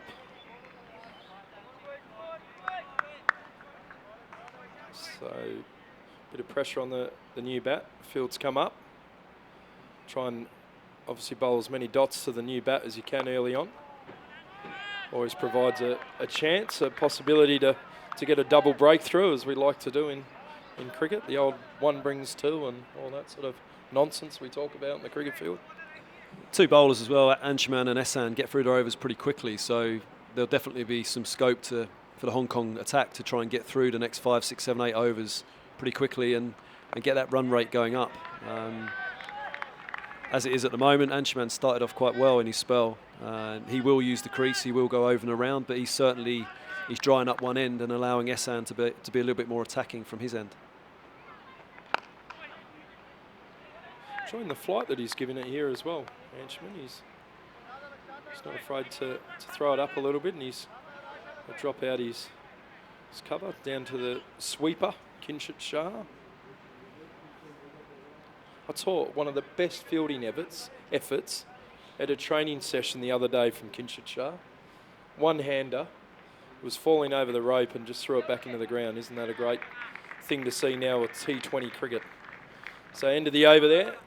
A single off the last ball. Anshuman Rath. I think Ehsan Khan will continue. What end do we call this end of the ground, Righty? Is there an official name for it? Call it the Mark Wright end. It'll be interesting to see what Azaz does here, because he's obviously got the new batter that's just come in, Bowell, that's currently one not out sort of thing. For me, he's got an opportunity to attack. I think the new batter, he's currently got a slip. He's got a ring field on the offside. He's bringing his deep cover up, long offs back, deep backward square. So needs a mid-wicket, doesn't he? I think you want him to try and play through there, but it'd be nice. Be nice to see someone maybe a little bit closer on the drive, but he just lost his line a little bit. It's a good shot that against the spin. Race away. Yep, that's 4 runs. That's a beautiful shot. Effortless. Shot through mid-wicket there. I think that's been one of their standout performances thus far, the PNG batting side, is their ability to get a boundary and quite early in the over, but also the next ball they get a single or they get more than one sort of thing. They get their boundary plus runs. They don't just dwell on the fact that they've got a boundary. I think at times, particularly in Hong Kong in domestic cricket, it's very much ... 4, 6 ... So I certainly felt that in the Hong Kong innings. I felt that there's probably too many dots in the middle overs, and again, as we talked about before, I think the PNG have turned a lot of R1s or a lot of the Hong Kong singles into 2s. I think it's a combination of things. I think obviously head coach Simon Cook and the staff at CHK have put a massive effort in the last 6 to 9 months to get the team a little bit fitter. And I think they've shown massive improvements in terms of their personal individual fitness. I think sometimes it's just a little bit of nous, a little bit of experience, and just doing the simple things well. Running on a misfield. It's always always dangerous. But I think, again, it's just those little, it's those small things. Once you go up in the levels, it's just those little small 2% things that you need to do better than the opposition. And I think both teams can learn from how each other's played thus far today. But I think one of the standout things from a batting point of view has been the way that the PNG guys have looked to score a boundary, but also then rotate the strike almost instantaneously the next couple of balls. Absolutely. So another single down the ground there for, I think that was Sessi, wasn't it? Sessi Bao. He's actually making his ODI debut today, Sessi Bao, so well done. I'm sure his family and friends will be watching. And that's end of the over from Ehsan Khan there. And PNG move on to 3 for 107. Berkey, in relation to Papua New Guinea and obviously the time that you've spent in your current role with Cricket Hong Kong and prior to coming to Hong Kong, what sort of challenges do Papua New Guinea face in terms of other sports being played in Papua New Guinea? I gather there's some rugby league that's played there. Aussie rules, does that focus some attention over there, or? Rugby is almost a religion in PNG. It's a state of origin night. You want to stay inside and not be out too late that night, but very passionate about their rugby. I believe they've just got a new rugby stadium built, so hopefully for their sake that cricket's the next on the list. But cricket's not too far away. But I mean, rugby is the number one sport in PNG. Obviously, there's a heavy Australian influence in PNG, being so close and being neighbours. And I know the AFL have spent a fair bit of money and that on development of the game of Australian rules football, so that is there. But I would say, from my knowledge and understanding, is it's probably second, but a decent second behind rugby. And do those seasons overlap, or is there distinct seasons like in Australia? You've got your Aussie rules, then you've got the cricket and soccer and cricket in the UK sort of thing. Do they have the issues where the two sports are played at the same time of year? Not as much, although I think the rugby season's fairly long in PNG. I know I've been there for a few times with the cricket and seen a few games on it. Well, there could be a chance here. It's gone fairly high. Nazuk, it's under it. That's a great catch at long off. It's a terrific catch there. It's his second catch today for Nazuk. He's done a lot of work with Trevor Penny. And that's a terrific outfield catch there. Went fairly high there, actually, right? I thought I might have got enough there. It was an excellent catch in the end. He judged it well. Again, Anshuman, if he doesn't get runs, he often gets wickets. And he certainly proved to be a very, very good addition to the bowling ranks in this last 5 or 6 overs. Well-judged catch by Nizakat. Double breakthrough for Hong Kong after that drinks break. 2 new batters now. And certainly an opportunity for the Hong Kong spinners and the fielders to really put the pressure back onto the Papua New Guinean guys. Again, wonderful catch. Yeah, almost uncharacteristic, actually, of Lega Siaka. So would have thought he would take the game a lot deeper than that before playing such a shot, but he may have thought it was there. But we did say that spinner's going to play a crucial role in the game today. So a great, another breakthrough there for Hong Kong. We've got Dogado Bao here, who's I believe it is anyway, who's the PNG keeper. He'll start his innings at the non-strikers after the 2 batters swapped. I would have thought they'd go Mahuru Dai in next, so obviously leaving him for a bit later on. Mahuru Dai has a lot of experience in the middle order, a great runner between wickets. Almost reminds me a little bit of Munir Dar. He's running between wickets and his ball striking and his keenness to get off strike. He certainly has made some important runs for PNG. They do seem to have decent stocks in their batting lineup, and I think both of these gentlemen now, they've got a real opportunity to get themselves in. There's still plenty of time, still 30 overs to go, but the spinners are bowling well. I reckon once the ball gets a little bit older, it might just stick in the wicket. This is another one here. Rakesh Khan, he's held that one back. You've called Anshelman Rath. If he's not getting runs, he's getting wickets. He's just held that one back, slowed it up a little bit. He's gone the big hoik and caught at backward point by Wakas Khan. I think vice-captain or current captain Azaz Khan, who has taken over with Hong Kong captain Baba Hyatt currently off the field, will be delighted with what's happened post-drinks. 3 wickets in a very short period of time. Replay, he has really tossed that one up. Be a disappointing dismissal again. Deepak Patel will not be happy with him as he heads back to the toilets or the change rooms. It's uncanny how both of these innings have followed the same template. It's gone from 100 for 2 to 108 for 5, 110 for 6. Game on now. I think Dai has certainly put in some decent performances against Hong Kong previously, and there'll be some good competition out there now. It's noticeable that there's a big buzz and a big improvement in the way that the Hong Kong guys are getting around, and that's what wickets do for you. But they had to find the way to get the initial breakthrough. They've done that, and they've certainly added to that with the next 2 wickets afterwards as well. So this game has changed dramatically in the last 10 minutes or so. A slip now has gone in. A number of the deep fielders have now been brought into the circle. Still a long off, still a deep cover. As I speak, deep square legs going out. Anshelman is still got his mind on not giving away easy runs, but at the same time, he's got 2 important wickets for his team. Absolutely, and we did call it, didn't we? We said after drinks how important it was for Hong Kong to regroup here, and someone need to step up, and Anshelman's got a couple of quick wickets here as he continues again on the legs of Nehru Dai, who's just faced his first delivery. Yeah, as you said, Nehru Dai's had a couple of good ding-dong battles with the Hong Kong team over the last few years. A great competitor. Much loved figure in the PNG team as well. Good character. Anshelman Rath again. I think thinking there was probably a single there, but well fielded there by young Tanvir. So end of the over, a very useful over there from Anshelman Rath, and PNG a 5 for 108. I think the experience of Dai, particularly in this middle to lower order, will be important for PNG. Obviously, in the makeup of all sides, it is important to have that youth and experience and just to have that bit of cricket nous. Papua New Guinea were very fortunate to have the services of Geraint Jones, the former England wicket-keeper, for a period of time.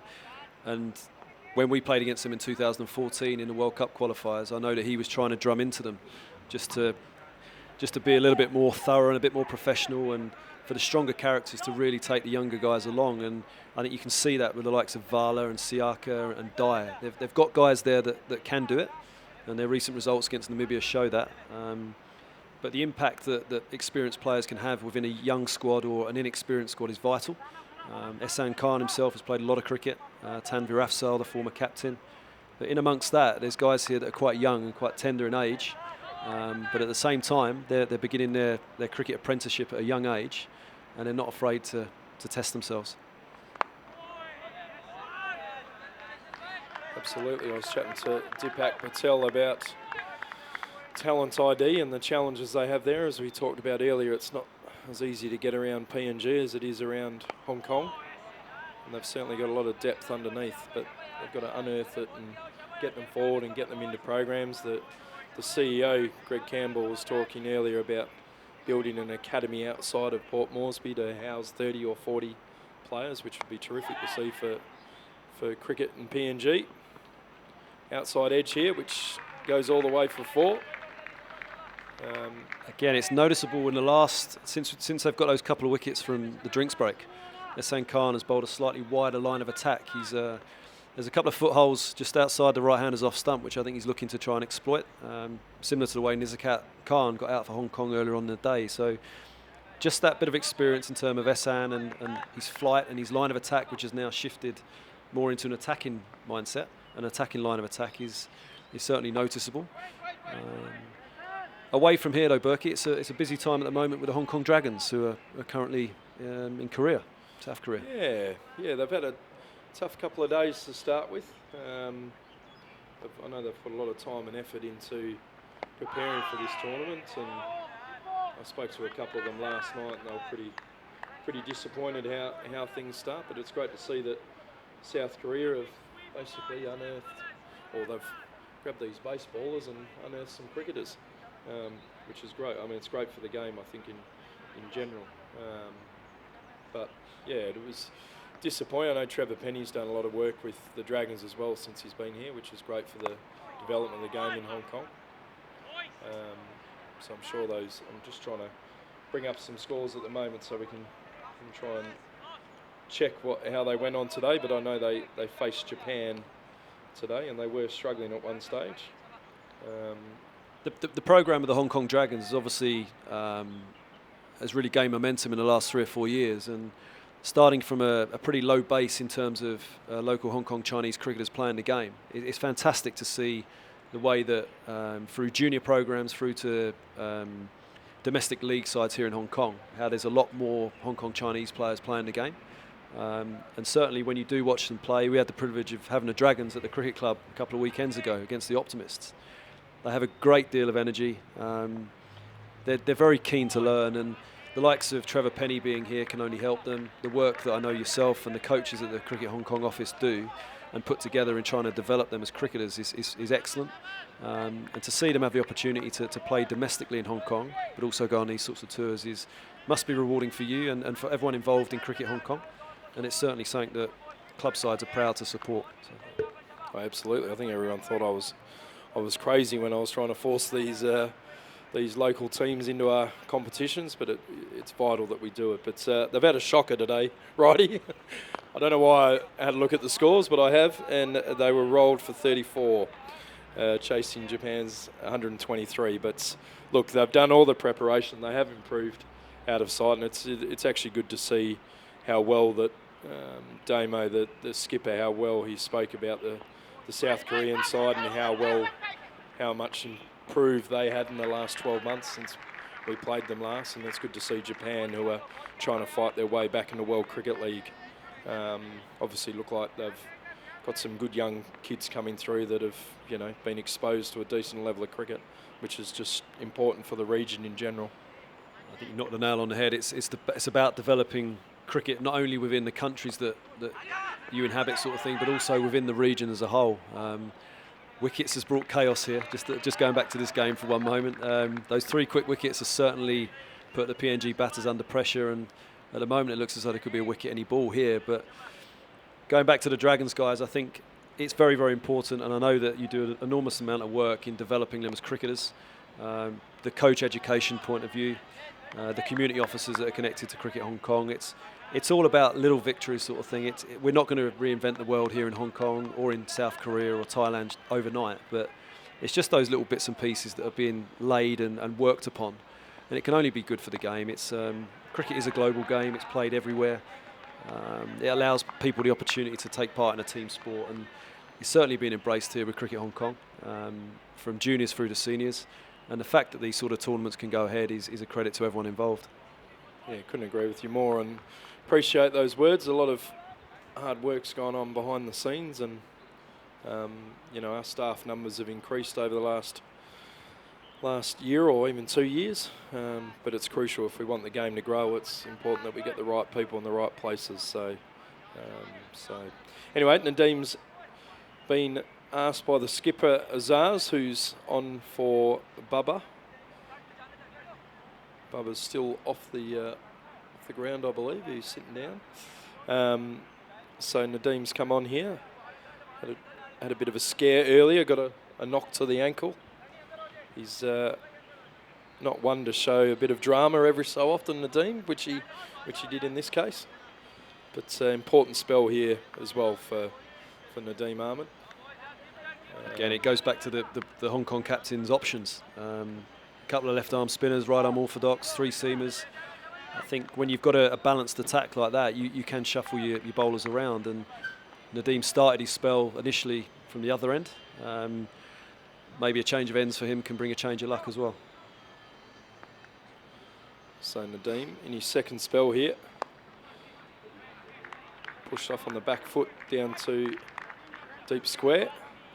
Brings Mahuru Dai on strike. And I did say he's a bit of a mad runner between wickets early, and he hasn't let us down. He's a bit stop-starty, but great competitor, ODI. So I think both players will enjoy this contest. They've certainly played a lot against each other in the recent years. probably not the line to be bowling to the right-hander. A lot of credit's got to go as well to the ground staff here at Mission Road. The ground looks fantastic. Kwong Road Recreation Ground. It looks in great order. It is going to host all 3 of these games, and it certainly is a very fitting hosting venue. I think what you said earlier, Righty, about the pace for the spinners to get that turn, I think, although he's probably just dropped that one a little bit short again there, I think the pace was right. I think Nadeem could get a fair bit of turn here if he gets the right pace. Oh, no ball there. Tabrak Dar, the home umpire, has called a no ball there, so it'll be a free hit. Obviously, all no balls now are free hits.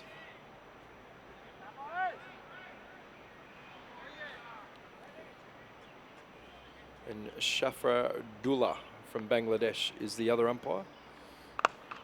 Free hit, dispatched as well over the long on boundary for 6. Good strike that by Dye against the spin. Got a good base and certainly gave it a bit of welly to get it over the long on fielder.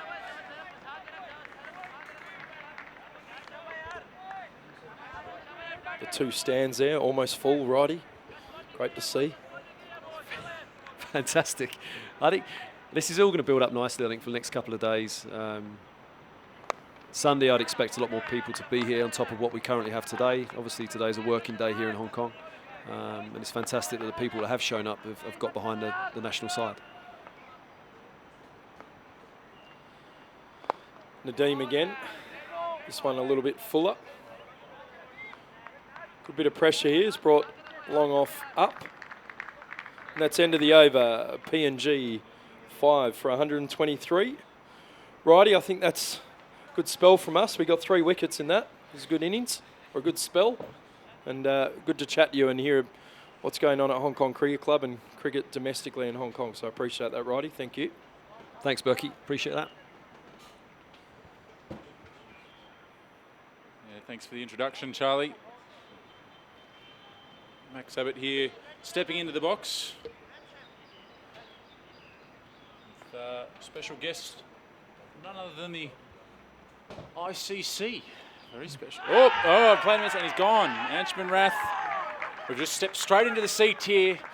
And a wicket immediately for Hong Kong. That ball spun past the bat. And another wicket for Hong Kong as they've really fought back well here after a good partnership from Papua New Guinea. All smiles there in the huddle. And the special guest I was referring to was Richard Doan, the ICC performance manager. Richard, welcome. Hi Max, how are you? And that's clearly put Hong Kong well on top now in this game.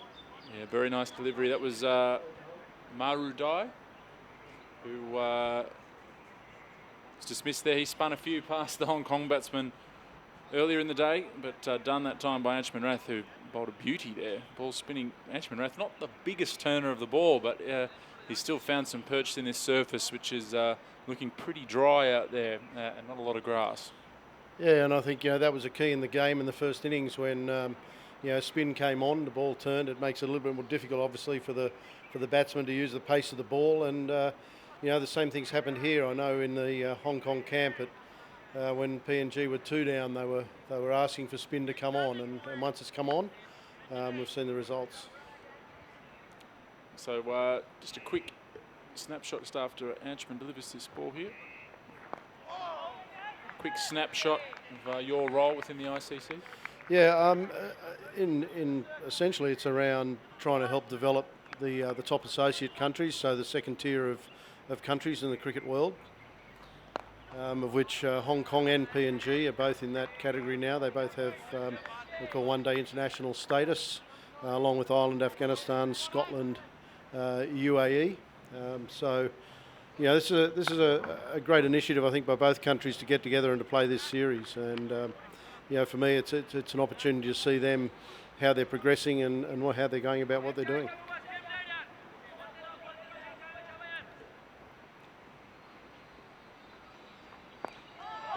from Anchman there.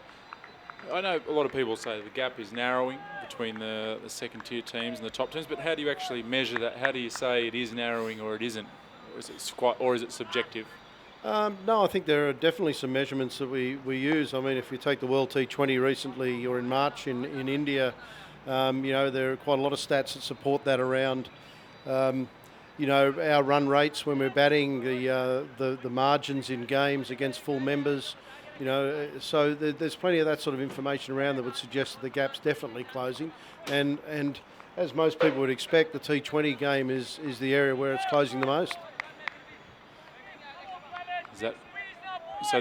What is there a significant close in the margin, or is it a gradual thing? Yeah, in this World T20, the margin in terms of things like run rates was down to sort of under 1 run per over. Difference between an associate playing a full member and against what they did in previous events.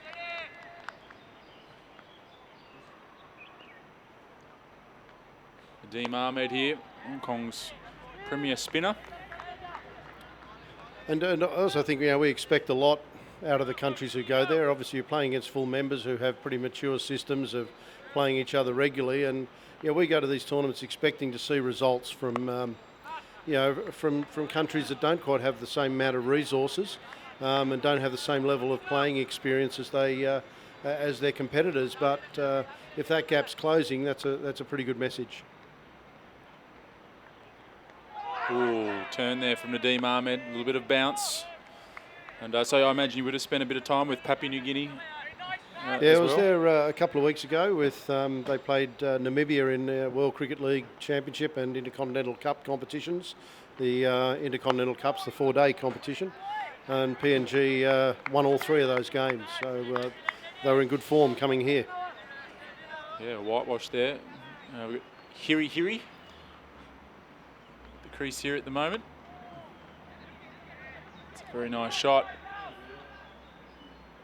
And has that gone all the way? That was very, looks like Shahid Wasif down there who's brought that one in. And Dogadoo Bow. Yeah, probably the disappointing thing for PNG at this point in time was, a number of their players have probably given it away a bit cheaply today. They've hit balls in the air. It's a small ground.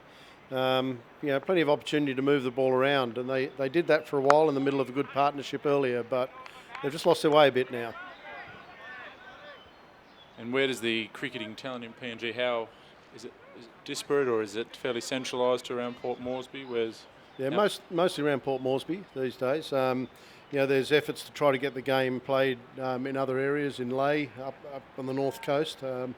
And also out in the islands. I know they've put a team together in one of the local provincial competitions.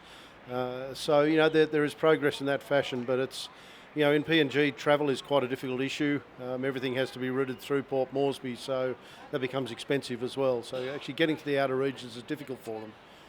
I imagine that's a challenge for a number of associates, not so much Hong Kong, because being relatively small in size, it's good fielding there from Anchman Rath.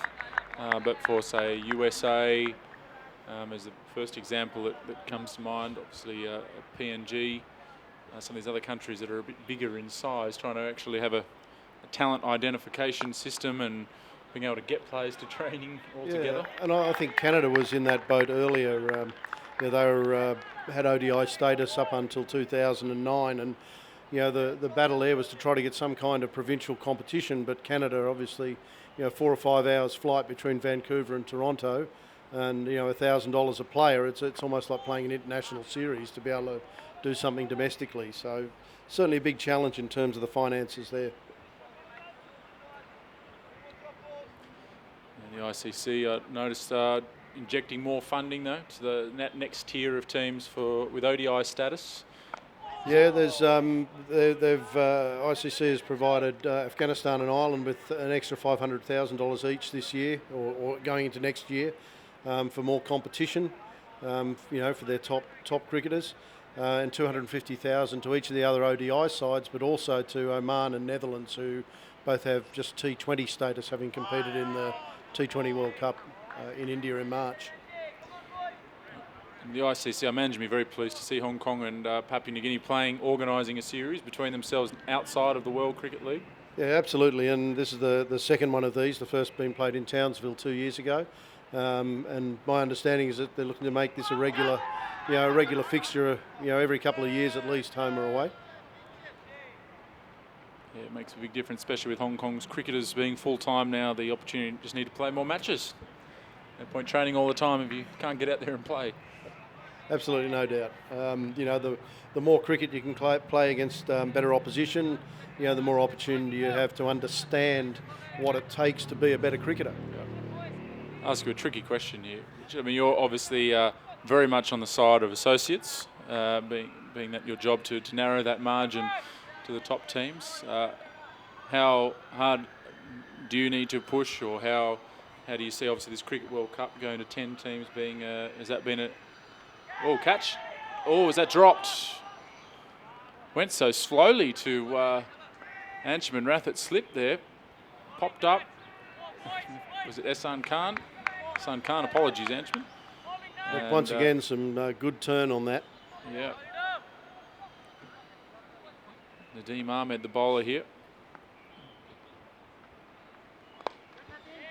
But has that been, how are you, I suppose, handling that situation of a World Cup being reduced and sort of offsetting the disappointment that perhaps some of the teams have? Well, I suppose at this point I put my coaching hat on from going back, and what we have to do is control what we can control, and those decisions don't necessarily favour the associates. They're not the way I know the countries would certainly want to go, but whilst that's the situation, what we've got to do is find ways to keep improving, to keep proving ourselves as being worthy of those events getting bigger. And although obviously in 2019 the stage is going to be smaller, there is an option in March 2018 when the qualifiers played for 6 associates to come up against the bottom 4 from the top 12 countries, which potentially Ireland, Afghanistan might be in that, and then 2 other full members. So we have a different opportunity in a competition to perhaps knock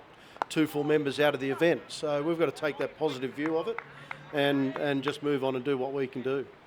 Yeah, it is a tricky one for the ICC to balance, obviously.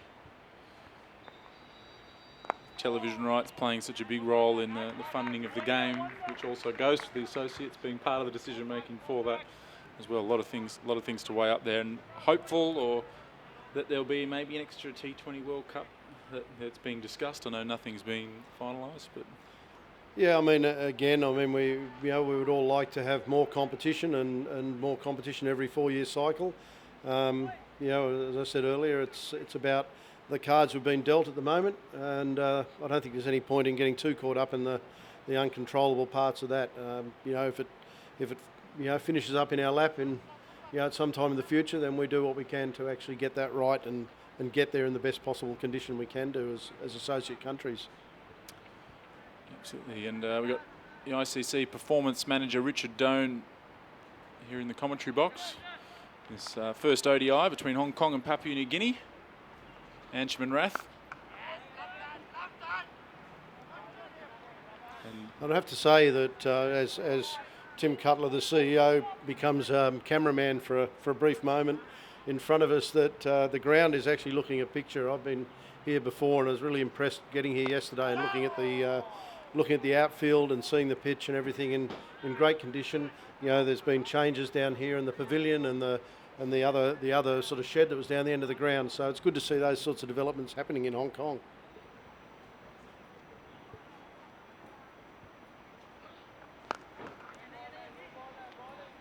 Nice shot there. Hiri. Number 8 for Papua New Guinea.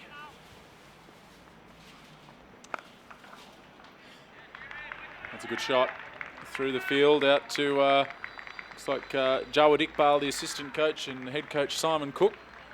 Or is it Trevor Penny actually out there? Trevor Penny, the fielding consultant. Or don't call him that, Hong Kong coaching cricket. Consultant. He doesn't like fielding consultant. I don't think he likes fielding coach, but we'll call him what we like. It's a shame he's such a Trevor good Penny. one. I was going to say Dogado Bao produced him and his non-brother Sesi Bao produced a great comeback against Namibia in a game a couple of weeks ago. But You know, so he's probably the sort of the hope at the moment for PNG to put this together. But they, you know, as an example for those who saw it, that was just a beautiful partnership they put together against Namibia of around about 150. They were four for about 120, chasing 270, and put them into a winning position. Probably one of the best partnerships I've seen in associate cricket. Yep, that's Dogadoo Bao there, just knocking one to Nazaka Khan to end the over. And Papua New Guinea, should I say, 132 for 6 is the end of the 29th over there. So we've got 21 overs to go, 138 runs required with 4 wickets in hand.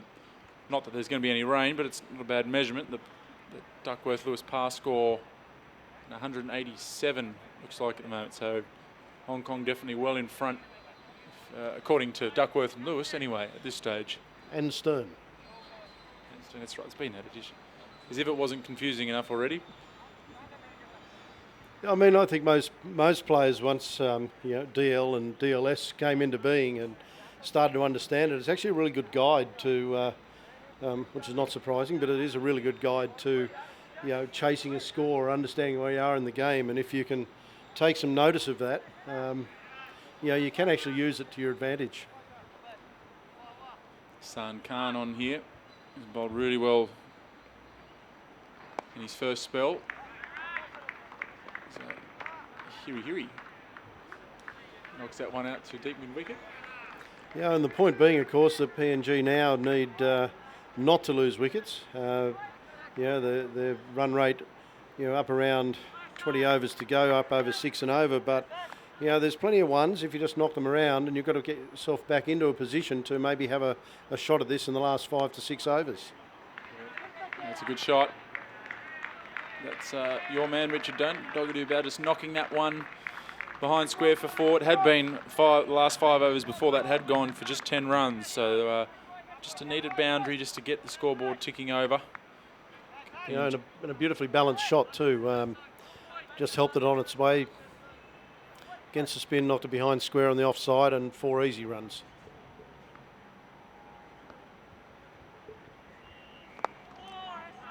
San Khan here into his 7th over. Figures of 1 for 34. Halfway through his 7th over. Anchman Rath's been impressive. 7 overs, 3 for 11 with 2 maidens. He's just got the knack in one ODI cricket. Anchman Rath. And I'll be very surprised if we see too much of the medium paces back before the end of the game. It's at this point, I think Hong Kong have plenty of spin options left and plenty of overs they can use up in the next 20. Oh, edged, just short.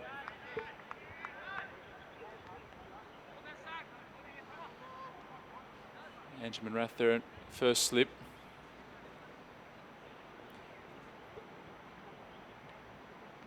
Oh, that's turned sharply, but it'll be a wide, I'd have thought, unless there was a little touch.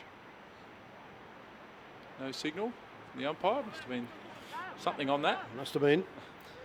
But yeah, that was prodigious, that turn. Pitched, you know, probably a foot outside off stump and went well down the leg side. And a few protests there. The batsman, I guess, perhaps he didn't get a touch on it, but perhaps turning sharply that it looked worse than what it actually was.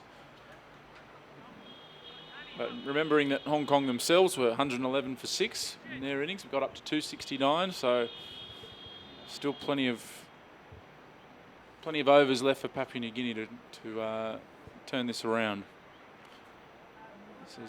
Looks like it's me Anchman Rath to continue. As I mentioned, 7 overs, 3 for 11. I'm pretty confident he'll bowl out here.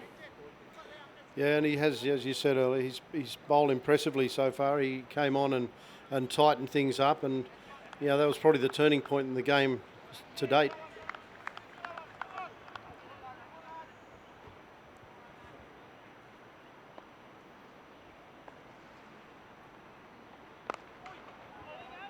So what's the next step for associates to lift themselves to a status of in Afghanistan and I suppose Ireland in getting to that level where they can arrange ODIs against full members?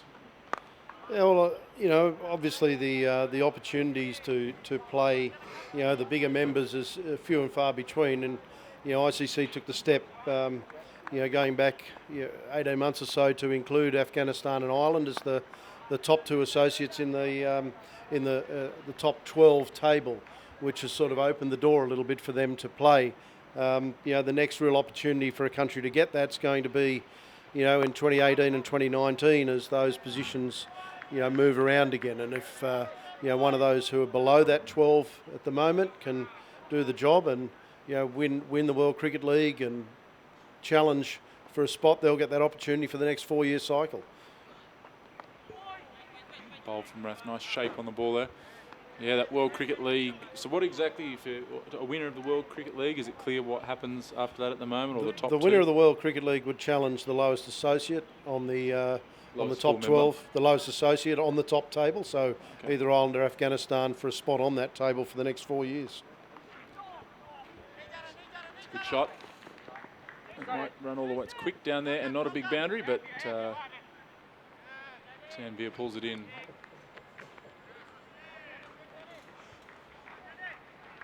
So the top, so a situation could be where the if one of the full members dropped below an associate, it would still be playing off against. Yeah, that's the rules that have been set at the current time. Yep.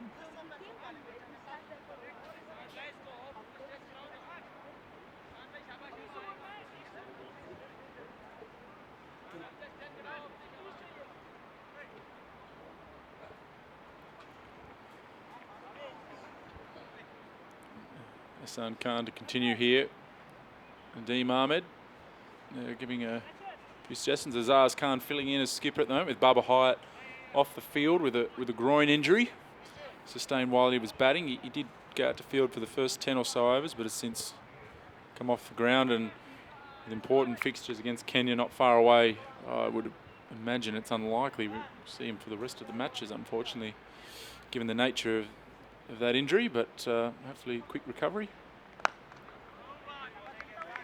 Yeah, once again, spin continuing, and this is the challenge for PNG. How do they not lose wickets? How do they keep the run rate up and get themselves back into a position? Oh, very wide ball, well fielded there. Anshuman Rath having a good day. He successfully turned a one into a none then by hitting that wide straight to the fieldsman. Yes. Yeah, it was almost off the pitch, that one from Hassan. It is turning a bit. I'm not sure it's turning that much yet. It's well bowled. Azaz Khan at mid-wicket there. Hassan likes to get through his overs.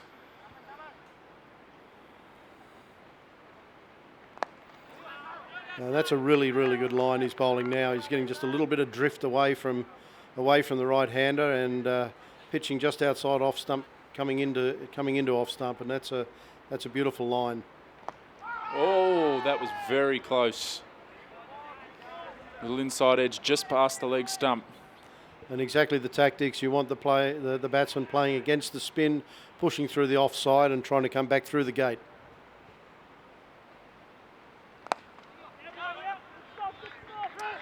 Don't mind that too much. Hassan Khan.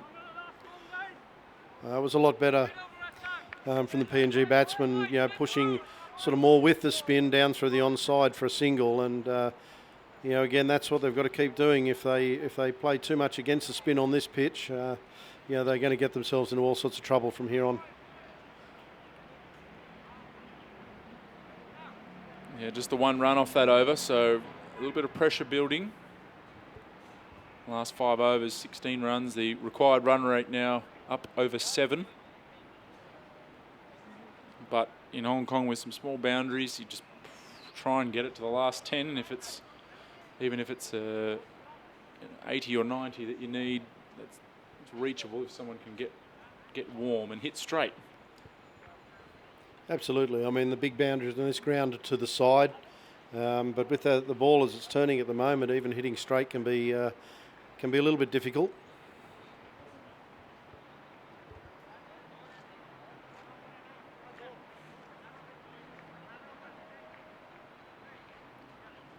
after having 5 dots and a 1 for Hiri. I'd be interested to see if he just feels the pressure a little bit and tries to push a bit harder. Full toss. Straight to the fielder.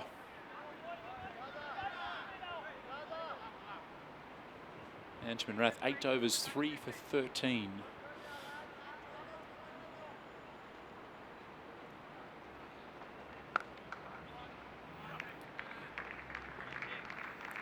Yeah, really nice shot, just using his feet to get back in the crease and punching it through the offside for an easy single to deep cover.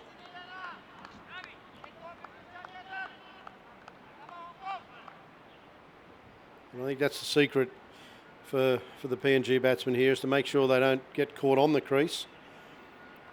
They use their feet, they get forward and they get back and give themselves an opportunity to, you know, either smother the spin or to know exactly how much spin there's going to be.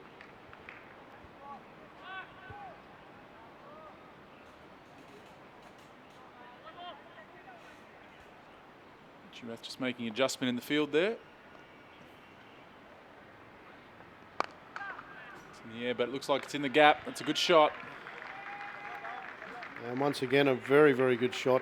Hitting with the spin, giving himself some room and stepping slightly outside leg stump. He kept his head steady and just hit through the line and hit very, very effectively.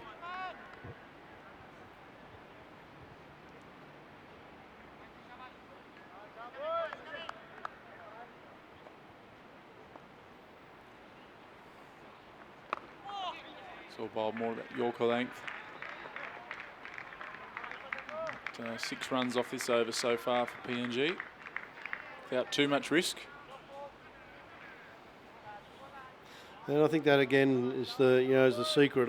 We've seen wickets fall today where players have lost their head at the wrong time and played rash shots. And it's, although this target looks a long way away at the moment, it's surprising what can happen. It's only the 33rd over, and if they can get play steadily for a while, all of a sudden that target gets down to 60, 70 runs and looks a lot more gettable with 4 wickets in hand.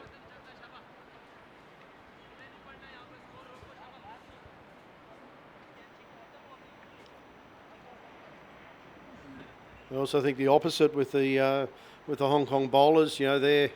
Their key is to make sure they do things well in the field. The bowlers bowl in the right areas and just try to create pressure, as you were saying. I mean, 5 dots in the last over.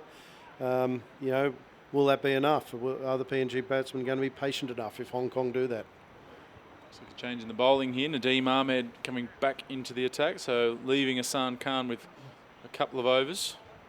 It is getting to a point whilst there perhaps are some other part-time spin options. We've got Anchi Rath has now completed 9 overs. Hassan Khan's got 2 left. Nadeem with 4. So they have to find a couple from the seamers relatively shortly. There's just the 7 overs of spin left. Still 17 overs remaining to be bowled.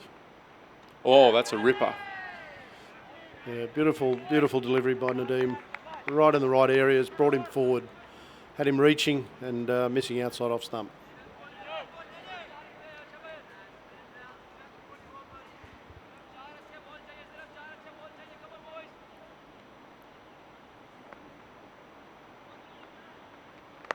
Just a little bit short from Nadeem there. Easy single. And once again, very good use of the feet. Keeping his head steady as well, so you're not getting out of control and just punching it through the covers for a nice single.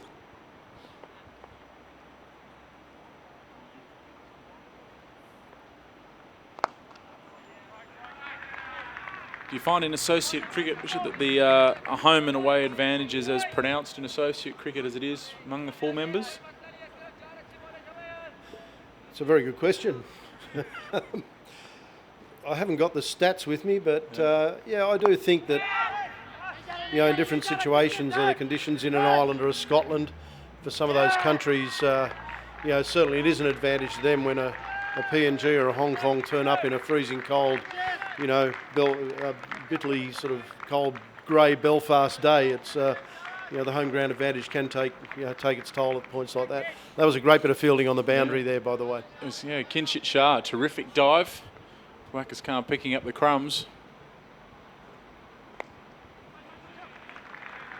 I do say that mainly from having observed Hong Kong, but certainly the dimensions of the grounds that they're used to here suit their style of batting, which is not necessarily always working it around, but more looking to get it over the fence. That's right. The miss hits don't always go for 6 in other places.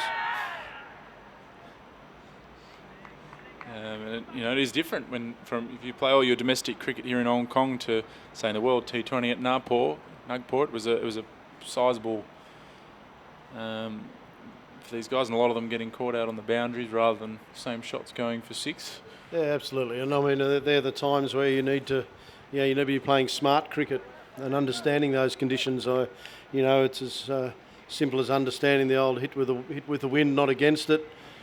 Short boundaries versus long boundaries, and not getting caught out with looking at a short boundary and thinking you can just hit it there, because although many people think the opposite, bowlers aren't stupid, and they bowl for those reasons to particular areas in the ground.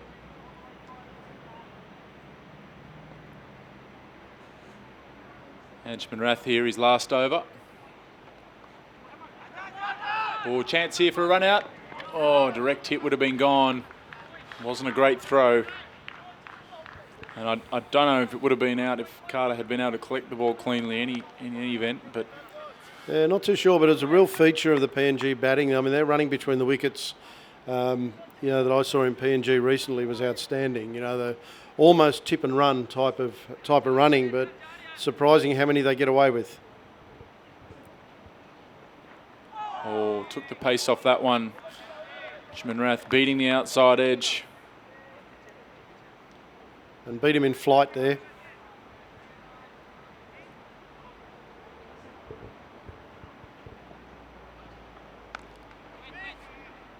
Slight misfield as the spinning ball gets past Kinshit Sharp.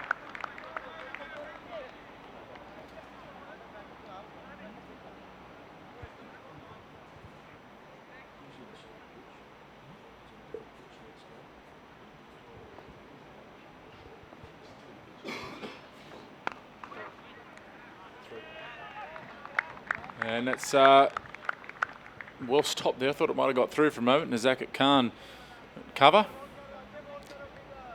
Yeah, there's as you can see the square there.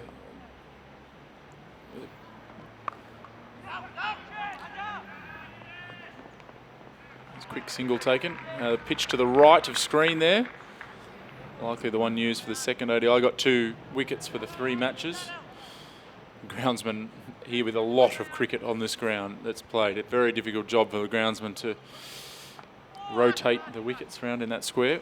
Yeah, but I think also it's it's good for the associates to play on pitches that have different conditions where it's it's turning more than you're used to. I mean, one way of actually hindering the learning process is to actually always give them the best pitches to play on, because it's you can always go and play on synthetic or concrete somewhere, but it's not often you get to experience a turning ball and have to cope with that.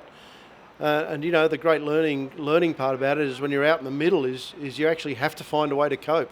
Either find a way to cope or you finish up getting out. So, I quite enjoy watching players playing under these sorts of conditions where the ball is turning.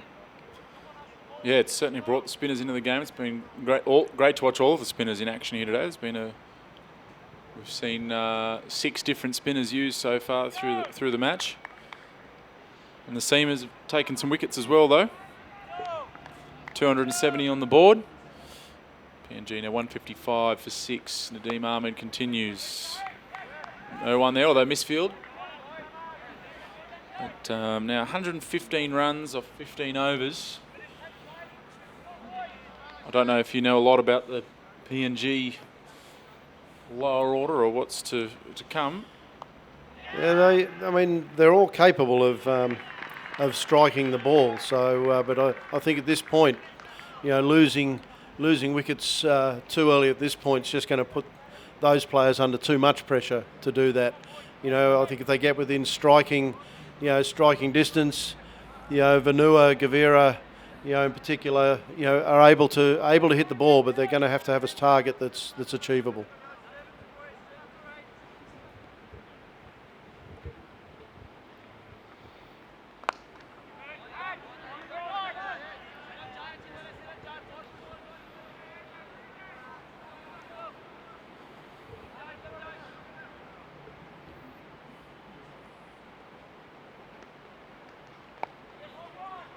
Small ball from Deem. Another quick single. Is that a direct hit? Yes, it was, and given. They were pinching those quick singles, but the direct hit from Shahid Wasif there at point after just misfielding the ball when they didn't run. He's foxed the PNG batsman into taking a quick single. And an important wicket there for Hong Kong after a partnership of 33 that was just building. Yeah, and that was always going to be the danger for PNG. Rather, they, as I said earlier, they've been very, very good at running these singles. But when there's a direct hit, that makes it extremely difficult. Yeah, well, I'll just take a replay here. Fairly quick early call. He was straight onto it. One hand pickup and direct hit. Caught short. Yeah, and a great bit of fielding too. A great bit of fielding. One-handed pickup. Throwing across his body, and as you've said, the direct hit just made all the difference. Looks like players taking a drink now after that wicket. Thank you for joining us, Richard. Cheers. It's been an absolute pleasure. And, enjoy your stay here in Hong Kong. Under the fierce questioning. I don't make it easy for you.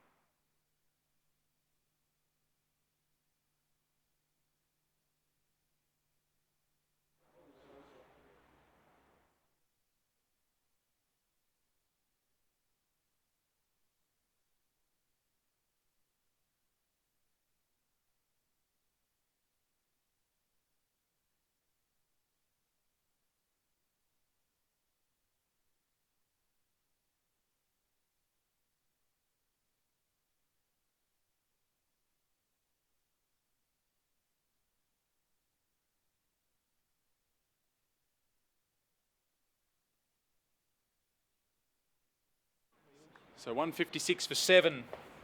PNG now. And Hong Kong on top after that run out. And stepping back into the commentary box is the now moderator of the discussion going on here on our YouTube channel, CEO Tim Cutler. Thanks, Max. A little bit too feisty there from the lads, I think. Let's just keep it, we're leaving that chat open to let Hong Kong cricket fans talk, so just keep it clean. Let's talk about the cricket. Some great one-day international cricket going on here. Direct hit, I think that was. Yeah, it was. A brilliant pickup from Shahid Wasif, who just misfielded 2 balls earlier when the PNG batsman didn't run. Of course, the one that counted, though. I may have my Hong Kong hat on here, but you might. That is one of the little areas where that drainage has been sanded in, and there's only been some more sand put down recently. So, considering the effort not long after, I think I'll give them the benefit of the doubt for that slight misfield. Maybe it was a bit of foxing that ended up getting the wicket, thinking they could take one to him. Well, that's a big swap. Yeah, it's going to be a collision. No, yes. Anjumanath takes the catch. Another wicket down for Hong Kong. That was a big shot to play, having only just gone out to the crease. And a real disaster now for Papua New Guinea. Well, we've talked about the effect that spin could have for the Hong Kong attack. No more evident there with Nadeem throwing it up to the new batter. Yeah, Norman Vanua just got out there. That was a Norman, shot. No, definitely. Norman bowled so well. It's such great consistency the whole way through. Seems he's trying to get on very quickly there, and the catch taken, Anchi, as you can see. Hopefully we get the replay up. It would have not have been easy in the sun either, if we see here. Sun's the other way, Tim. Or big swipe across the I line. think he's had to run back into the sun there, Max. Yeah, maybe slightly. Very safe hands there for Manchester. He's having a good day. 3 for 22 off his 10 overs. Missed out with the bat, mind you, but he's more than made up for it in the field. To me, he's a genuine all-rounder, though. We've got that much to offer, and 3 wickets with the ball, fielding like that. Oh, he's bowling first ball. It's 9 down now. It's a team hat-trick. And the first team hat-trick in Hong Kong in one-day internationals. Yes, Tim. This is the second ever one-day international played in Hong Kong. But Nadeem Ahmed now on a personal hat-trick.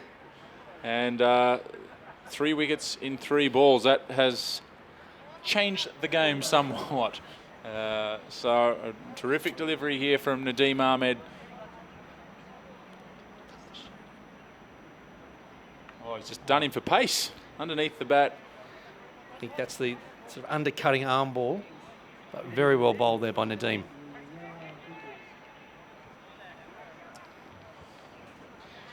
So, yeah, real collapse. Now, let's see if Nadeem can get it hat-trick for himself. As you can see, the number 11 not quite ready.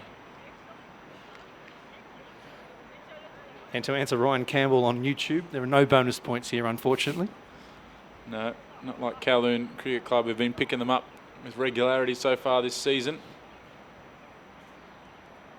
Can I be a pedant here and say that I'd love him to see him tuck his shirt in? Who's that? Nadeem Ahmed. Look, as a CEO, that's the standards you choose to set.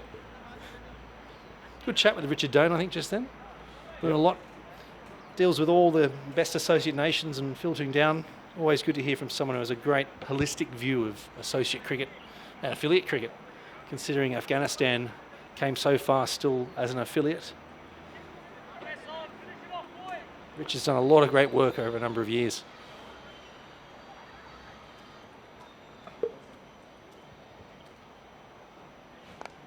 We'll win behind. We're going to have to wait on that Nadeem Ahmed hat-trick. As the end of the over. He's still got 2 left, so see him on at the other end. This is Ehsan Khan here, bowling into Chad Soper.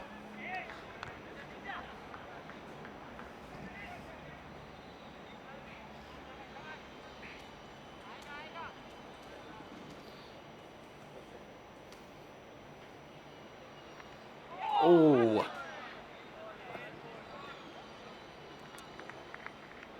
The off-spinner must be licking his lips seeing that ball turn between bat and pad.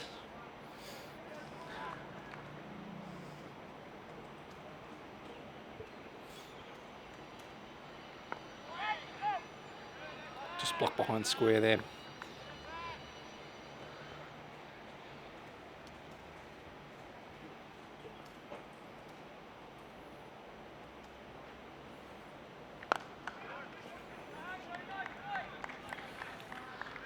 I'm more impressed with Ehsan playing for Hong Kong. He seems to bowl better every time he plays. Yeah, he's a good operator. Just an experienced domestic player, whilst perhaps inexperienced in an international sense. He's played a lot of cricket domestically, and he's a bowler that looks like really knows his game. And I'm just so surprised what's happened in this game. I mean, at one stage here, PNG were going at 6 and over, 2 wickets down. I think it was about 2 for 90 odd after 15 overs. Find themselves now 157 for 9. The loss of their skipper, Vala, really changed the course of the match, and Anchi Rath's spell, 10 overs, 3 for 22, which was predicted by the always correct CEO Tim Cutler, who joins me in commentary at the moment. Legacy Aka went not long after as well. I think that was a key thing as well. To lose both set batsmen, it can be crippling, really. I think ever since then, just really struggled to get any momentum back.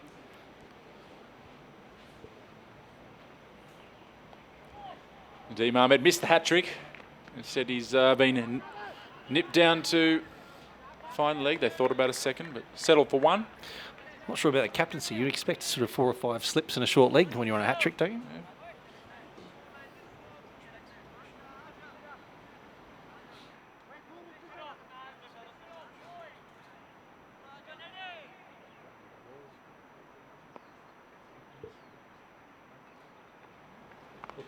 Oh, the big appeal, but I think it was bad on ground there.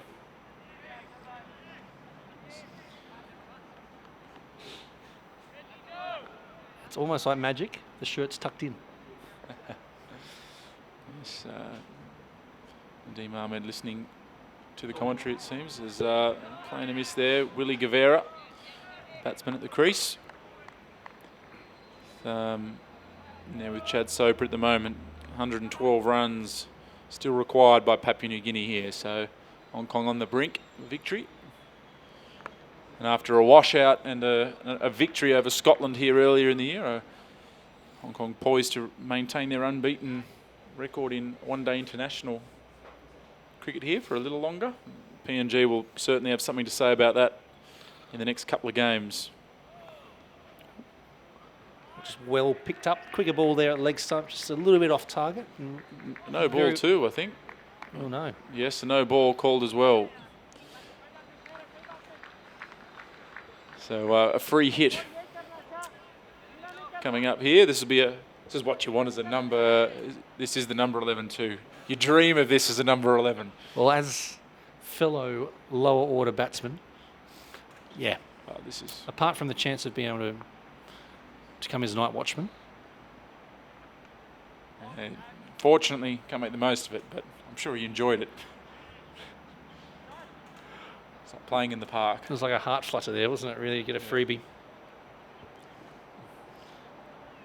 Yeah, tickets on sale, of course, for the second ODI on Sunday.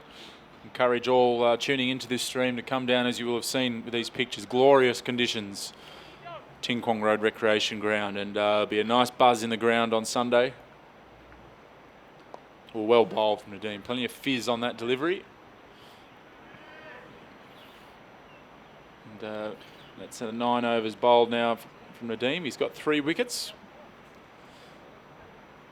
PNG 163 for 9. But yeah, tickets on sale via ticket flap on the go to the hkcricket.org or several links through our Facebook and Twitter pages, Hong Kong Cricket. Or if we want to get even more specific, go ticketflap.com/Papua-New-Guinea-ODI for those taking notes. Hassan Khan replaces Anchi Rath. Looks like a spin to win here. So general admission tickets are 60 Hong Kong dollars. So if you want to look at that in US dollars, it's just under $8. And there's also... Oh, bowled him! What a delivery. And what a way to finish. Hassan Khan with the hand in the air. That's 2 wickets for him. And Papua New Guinea all out for 163. And Hong Kong winners in the first ODI by 106 runs.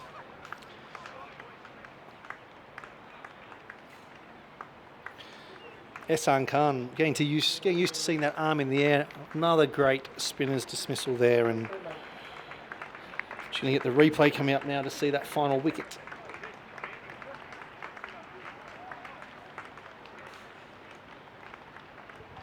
Oh, look at that, turning back sharply, hitting the top of middle and leg stump. Never mind the tail enders. I think that would have been too good for many higher order batsmen. What a victory there for Hong Kong in the first ODI. The margin in the end, 106 runs, but for a lot of this game, it was very much even Stevens. Quite a stunning collapse in the end from Papua New Guinea. They've lost their last 4 wickets there for just 7 runs. So match ending quite abruptly there. And do join us in a moment where we will have the presentation ceremony as part of this stream. But from myself, Max Abbott and Tim Cutler, thank you for tuning in, and I'll see you for the second ODI on Sunday. Thank you all.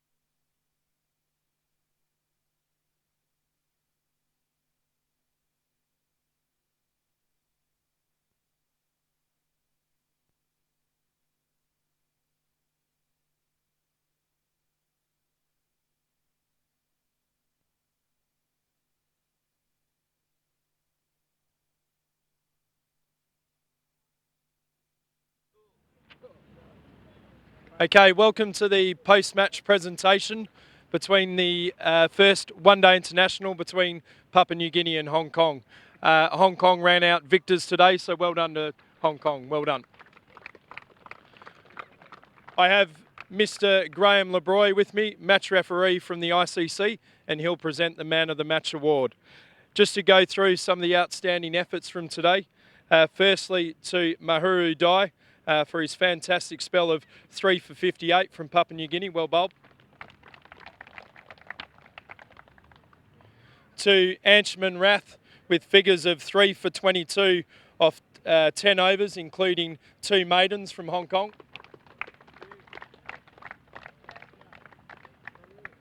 But to the man of the match for a terrific innings with the bat, his first game as captain on Hong Kong soil, and that goes to Bubba Hyatt for 77 off 95 balls, including 4 fours and 4 sixes. Mr. Leroy, present the trophy to Bubba.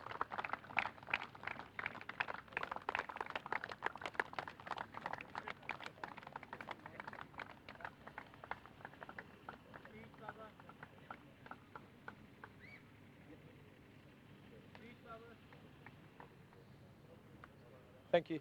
All done.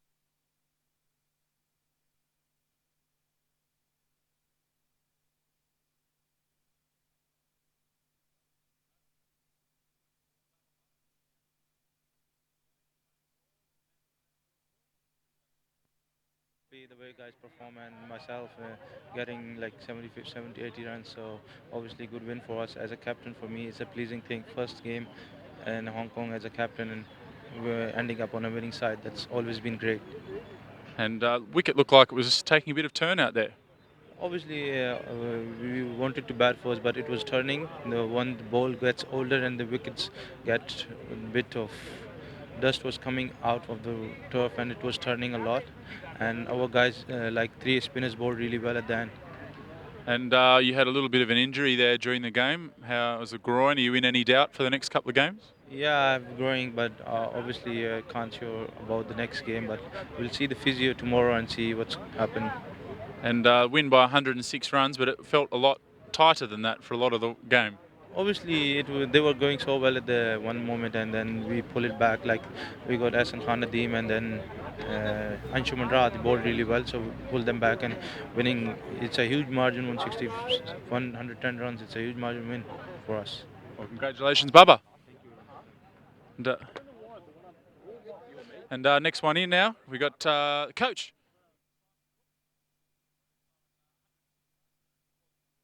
Comfortable throughout the whole game.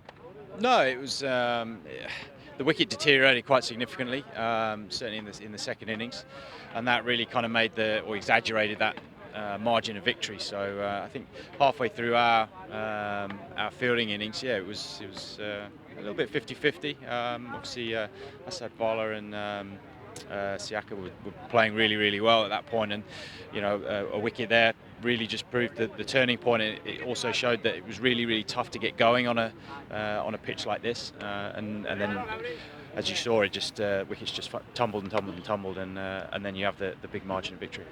And Baba obviously batted very well, but there's a few concerns for him with that groin injury. What's the early prognosis, and are you expecting him to play in the next couple of games? Yeah, he's tweaked his groin. We don't know yet exactly how severe that is or whether he's going to be available for the next game, but we'll assess that tonight and tomorrow and obviously make the call on Sunday morning. And what's the thing to work on for the next game that you weren't happy with today? It's more about, I think, rotating the strike. I think we played really well, and you could say it's 100. The margin of victory was 100 runs, which is a good margin of victory in any game. But we could have done a lot better. I think the pitch in the first innings was probably a 300 plus pitch, but as I said, it deteriorated quite significantly towards the end of our batting innings and into our bowling innings, which meant that 270 was probably actually 30 or 40 over par in the end. But we should have got more just through rotating the strike, basically. And what were you happiest with? I was happy with decent contributions through the batting order. I was also happy with us sticking in and hanging in there when there was a really good partnership going for the PNG guys, and getting that wicket, and then also taking that moment to really close the game out and really just nail that 100-run victory. Excellent, Simon. Well, congratulations, and see you on Sunday. No worries. Thank you. Next up, into the office, Asad Vala, the Papua New Guinea captain. Thanks for joining us. Your team, you look to be cruising when you're out there batting in your innings, and the game changed quite suddenly. Yeah, definitely. We lost our way a bit in the middle order, and it cost us the game. But we thought we bowled really well on the good wicket to restrict them for 270. We thought they were looking at 300 below 270 was a below par score on the wicket, but we just didn't bat well. And what about when you were in that position at 2 for 90? What was the plan at that stage? Because obviously the wicket was turning. So what were you trying to do to counter that? Just to keep ticking the score over, and we had batsmen in the wickets in there, and with the smaller boundaries, we thought that about 6 and over in the last 10 would have been all right, but we just couldn't manage. We lost our way in the middle, as I said before. And the margin was 106 runs, but you probably feel like the game was a lot tighter than that in the end result. Yeah, that's true. We missed opportunities in the bowling as well, where we after having them for six down for 120 odd, to get them to let them make 270 was disappointing. But it was, as I said before, it was a below par on a good wicket. We thought we could chase it down, but it wasn't. We had a good start. And well, I don't know what to say. Yeah. That's okay. Well, all the best for your game on Sunday, and good luck to try and make it all square. Thank you. And next into the interview booth here, Anshuman Rath. Anshuman, 10 overs, 3 for 22. Pretty handy figures. Yeah, it wasn't too bad. I knew the wicket was spinning, so just bowl right areas and we'll get rewards. Was it really? I mean, I know you're not always the biggest turner of the ball, Anshuman, but there was a few ripping out there for you out there today. Yeah, it's always a part time as I get the wickets, isn't it? No, but I mean, we had plans as different batsmen, and we just knew that, building up dots, you can get frustrated, especially with the short boundary over there.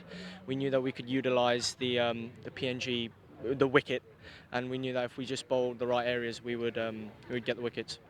And what did you think the team did well today? I think to get to 270 from where we were was a great effort. Barber batted very well. Cat also supported him nicely. I think to get to 270 was really good. I think the way that we came back from the PNG start was also really good. I think it's very easy for teams to crumble under the pressure of when the opposition get up to a flyer, and I think our boys stuck in really well. We got one wicket and we kept our spirits high, and we just tried to get wicket after wicket, build the dots and build the pressure, and that's what we did. And maybe you just get your runs in the next game. Hopefully. Right, thanks, Anshuman. Good luck.